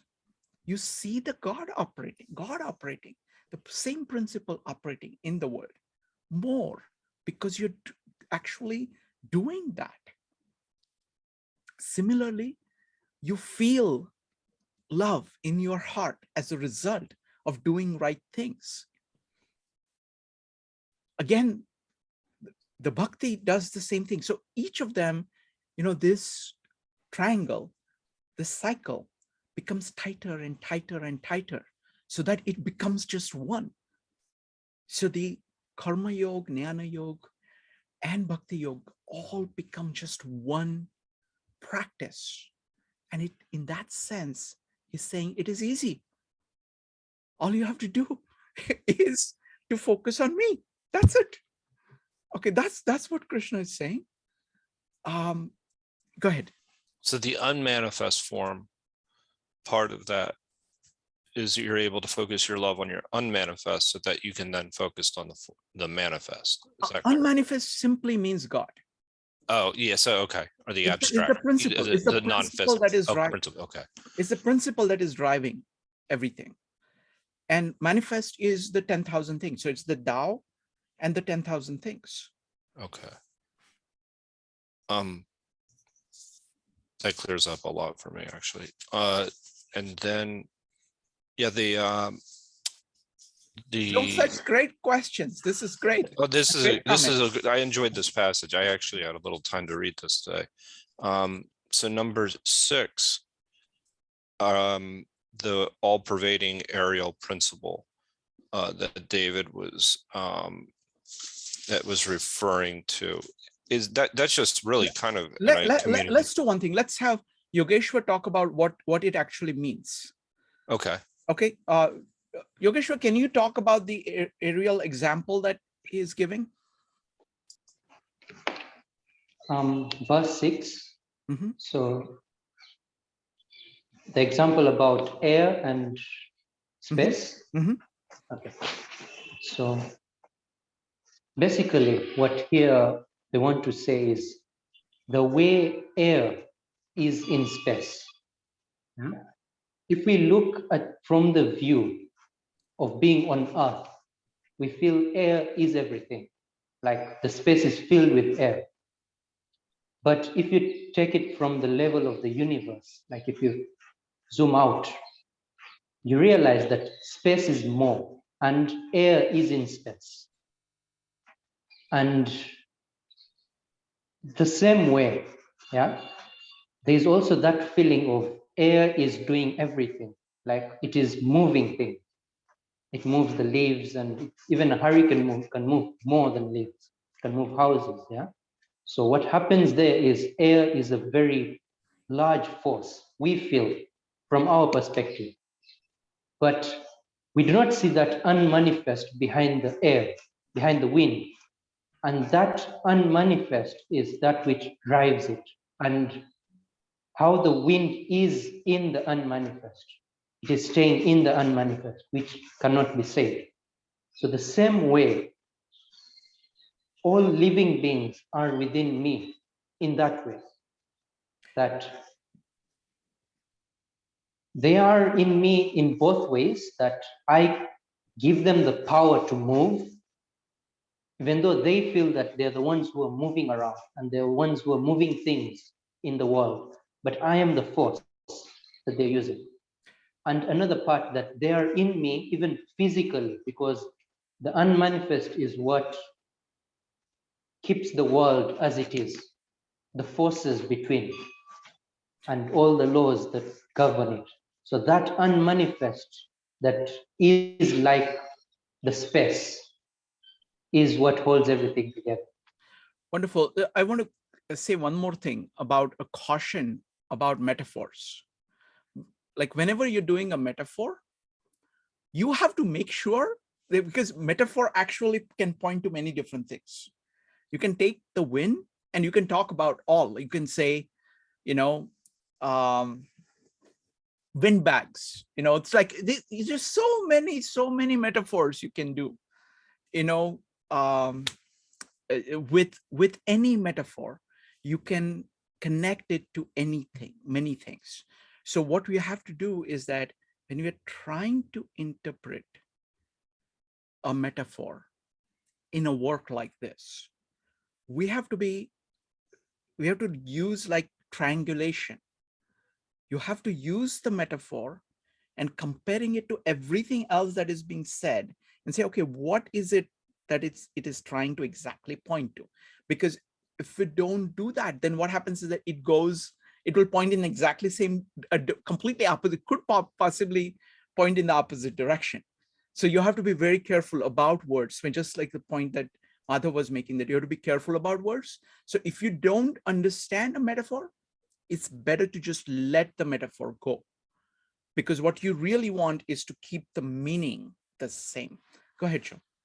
No, I actually think that's an excellent point. That's actually the scientist that worked with Daniel Kahneman, Amos Tversky, said that's one thing he didn't like about metaphors. He thought that they were useful, but that they couldn't necessarily, if they didn't stand up to the logic that you're applying and it wasn't very clear, then you shouldn't use them. Exactly. Because it'll actually take you away from what it's trying to communicate. That being said, I thought that Yogeshwar, that example was excellent, because you're seeing God in the space of things, especially the leaves blowing. The idea, it conveys the vastness of God, that it's in everything, even in the non-action. So that's for me. I mean, that was helpful, because it's saying it's an all-pervading aerial principle. I mean, it works for me. I mean, and so anyway, that's Thank you, Joe. Next up is Marco. Yeah, I think I got my answer, like, but basically, like, the experiencing comes from the understanding of God, and also like the practice of the karmas, and sort of I lost my train of thought, but I think I got it. That's fine. Okay. All right. Anybody else has any questions and comments? So if not, I just wanted to ask people how we're doing in this sense. Do you get a sense that you're getting something, you're getting something which is very deep? Do you see that it's something new? Are you able to grapple with it? You're able to see some things, just what is the state of your knowledge about Gita, and what is it that you're, that with in any kind of comments? We'll start with Joe. Joe, what do you think? I mean, for me, and it's hard for me to say this yet, but I think it's the deepest of the three works that we're actually covering. Mm-hmm. And I don't know it well enough to make that statement. I just have a sense. Well, I don't know either, but Yasuhiko knows a lot more, and he certainly thinks that that's the case. That makes me feel a lot better. No, because it is far more integrative, right? And it is far more detailed. So, like, the extent to which it talks about the world is much more. The extent to which it talks about the I. So, using the thing that I was talking about, I, the world, and God. Mm-hmm. It talks extensively about the world, extensively about I, and extensively about God. And it talks about the relationships between these things in so many different ways. So it's a far more, kind of the word that Arabindo uses, which I really like, is integral. Mm-hmm. It is very much, it's very integrative. It kind of leverages your mind, it leverages your emotions, it leverages your body, and it kind of works out the connections. It leverages the connection between, like, you yourself, other people, just like so many, these web of connections and how they actually work together. I think it does it in far greater detail. There's a depth there that, and Yogeshwar has really just brought it up a notch. I mean, since that it's been incredible. Your explanations have been really, really helpful each week, especially when I don't have a lot of time to spend with the text. Sometimes it's been really helpful. So I mean, no, I think you're doing. You really found the formula that works, and a fabulous job. And Wonderful. Thank you both. Thank you. Next up is Penny and Brian. So you asked if we're getting anything out of it or understanding. What I would say is for me, it's just amazing. I can't claim understanding, I guess appreciation, but the feeling I have is a sense of awe when these things are said, and awesome insight. It's for me, it's kind of breathtaking when these things strike me. Wow. Thank you, Brian. That's the same kind of reaction that I have. Penny, what do you think?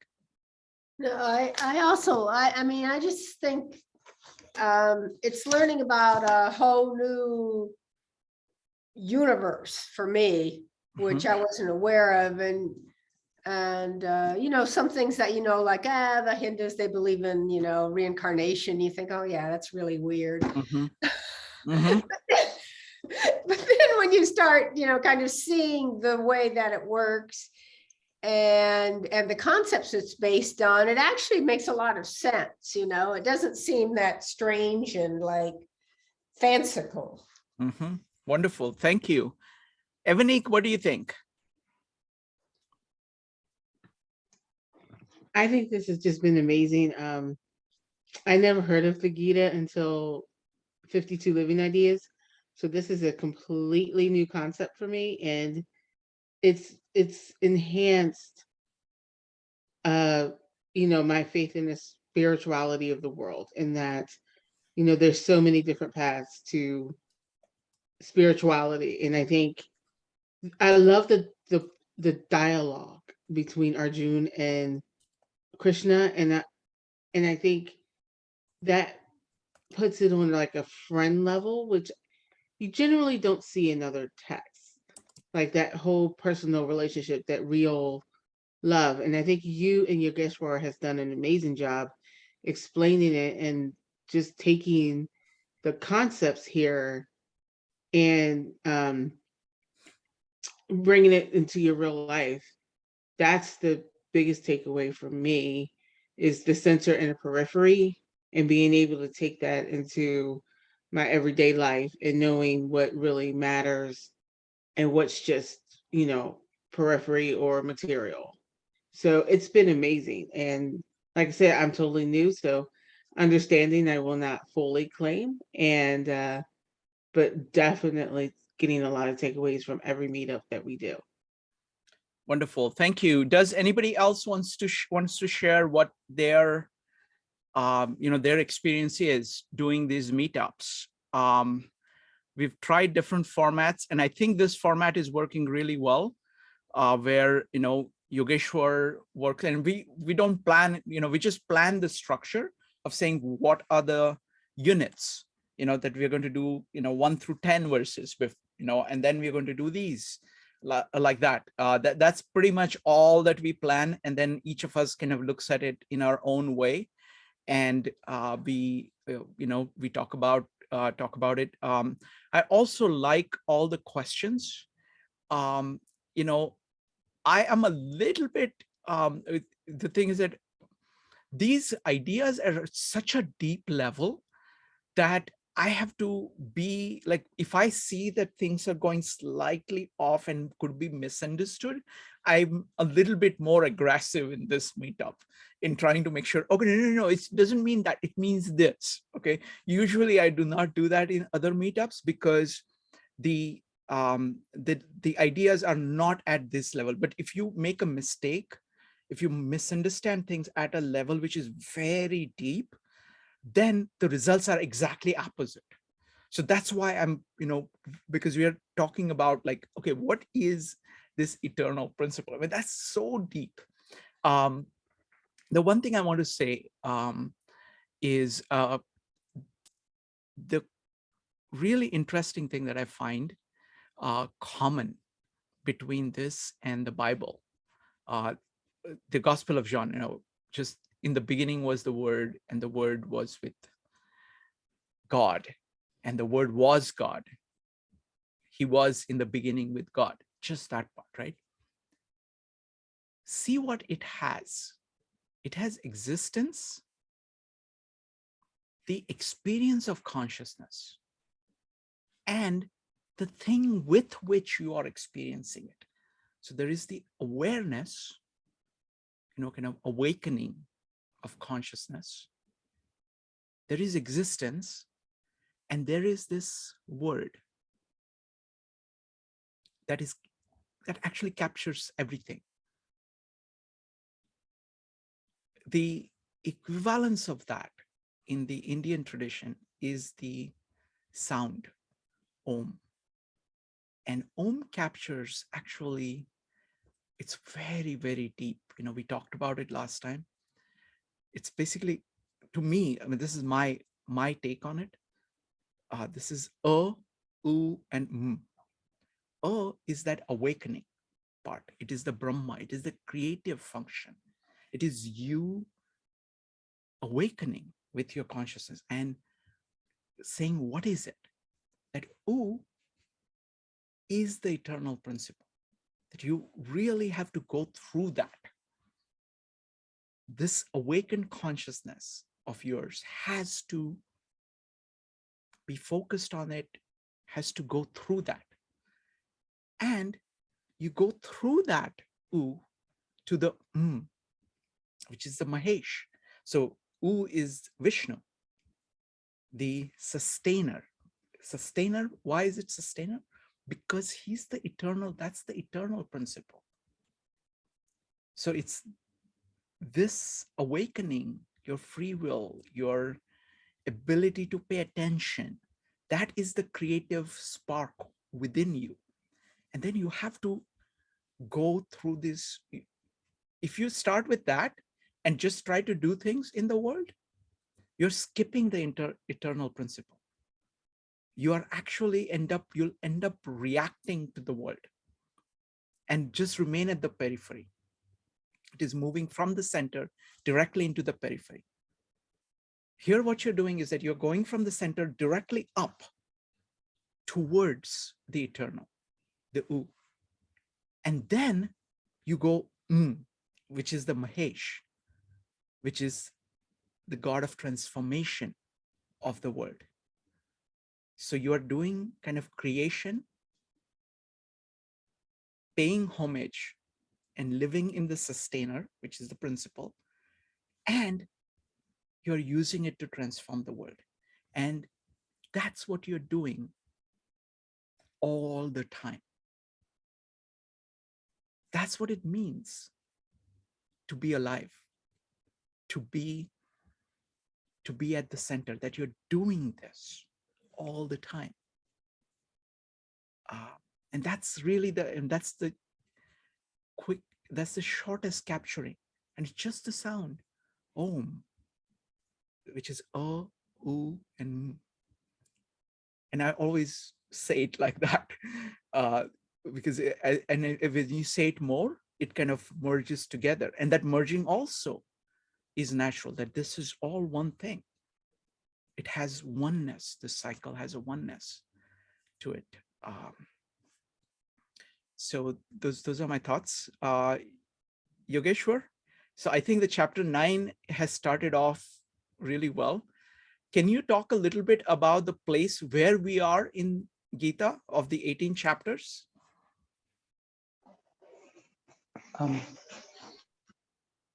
So we are in the middle of the Gita. Like we are on the 9th chapter, which is the middle, total 18 chapters. Now there are 2 points where there are over 70 verses. That is the 2nd chapter and then the last 18th chapter.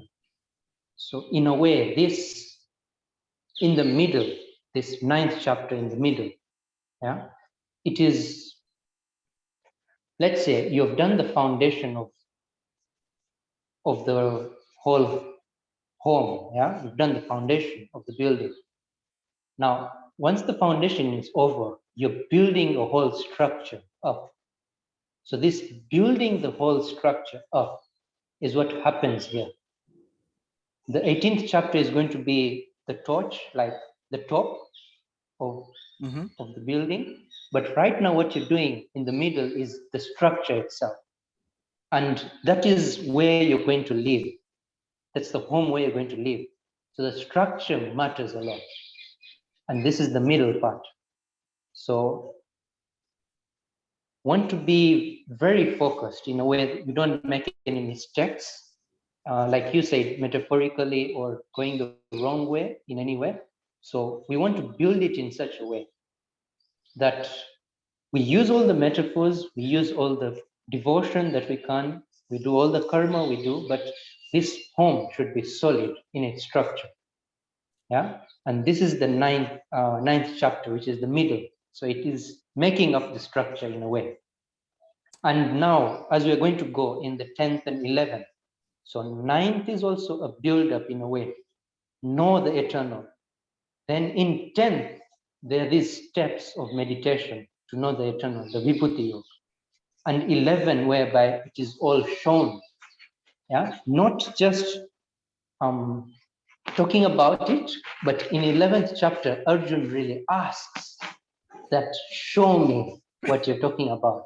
Yeah, and this all evolves out of the 8th and 9th chapter, because the 9th chapter talks about this Raj Vidya that is supposed to be known.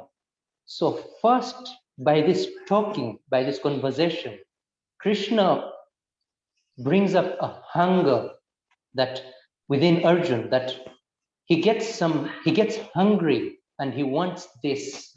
Yeah, like you talked about Gyaneshwar talking about in the first verse, when he talks about all your senses will be wanting this. So in a way, in the 9th chapter, what is being built up is Arjun's hunger towards it. Like Krishna wants to build up that hunger, so that in the 11th chapter, after the meditation part of chapter 10, in the 11th chapter, Arjun actually asks for this, that I want to know it. Now show me, rather than just talking about it, show me now. And then Krishna shows it all. Wonderful. Thank you, Yogeshwar, and thank you, everybody.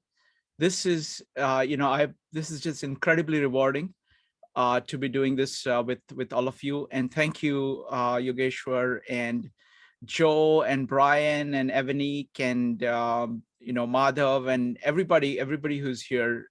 Just thank you so much. We'll see you tomorrow. Tomorrow we're going to continue starting with verse 11, and we will go as much as we can. Thank you. Good night. Thank you. Bye.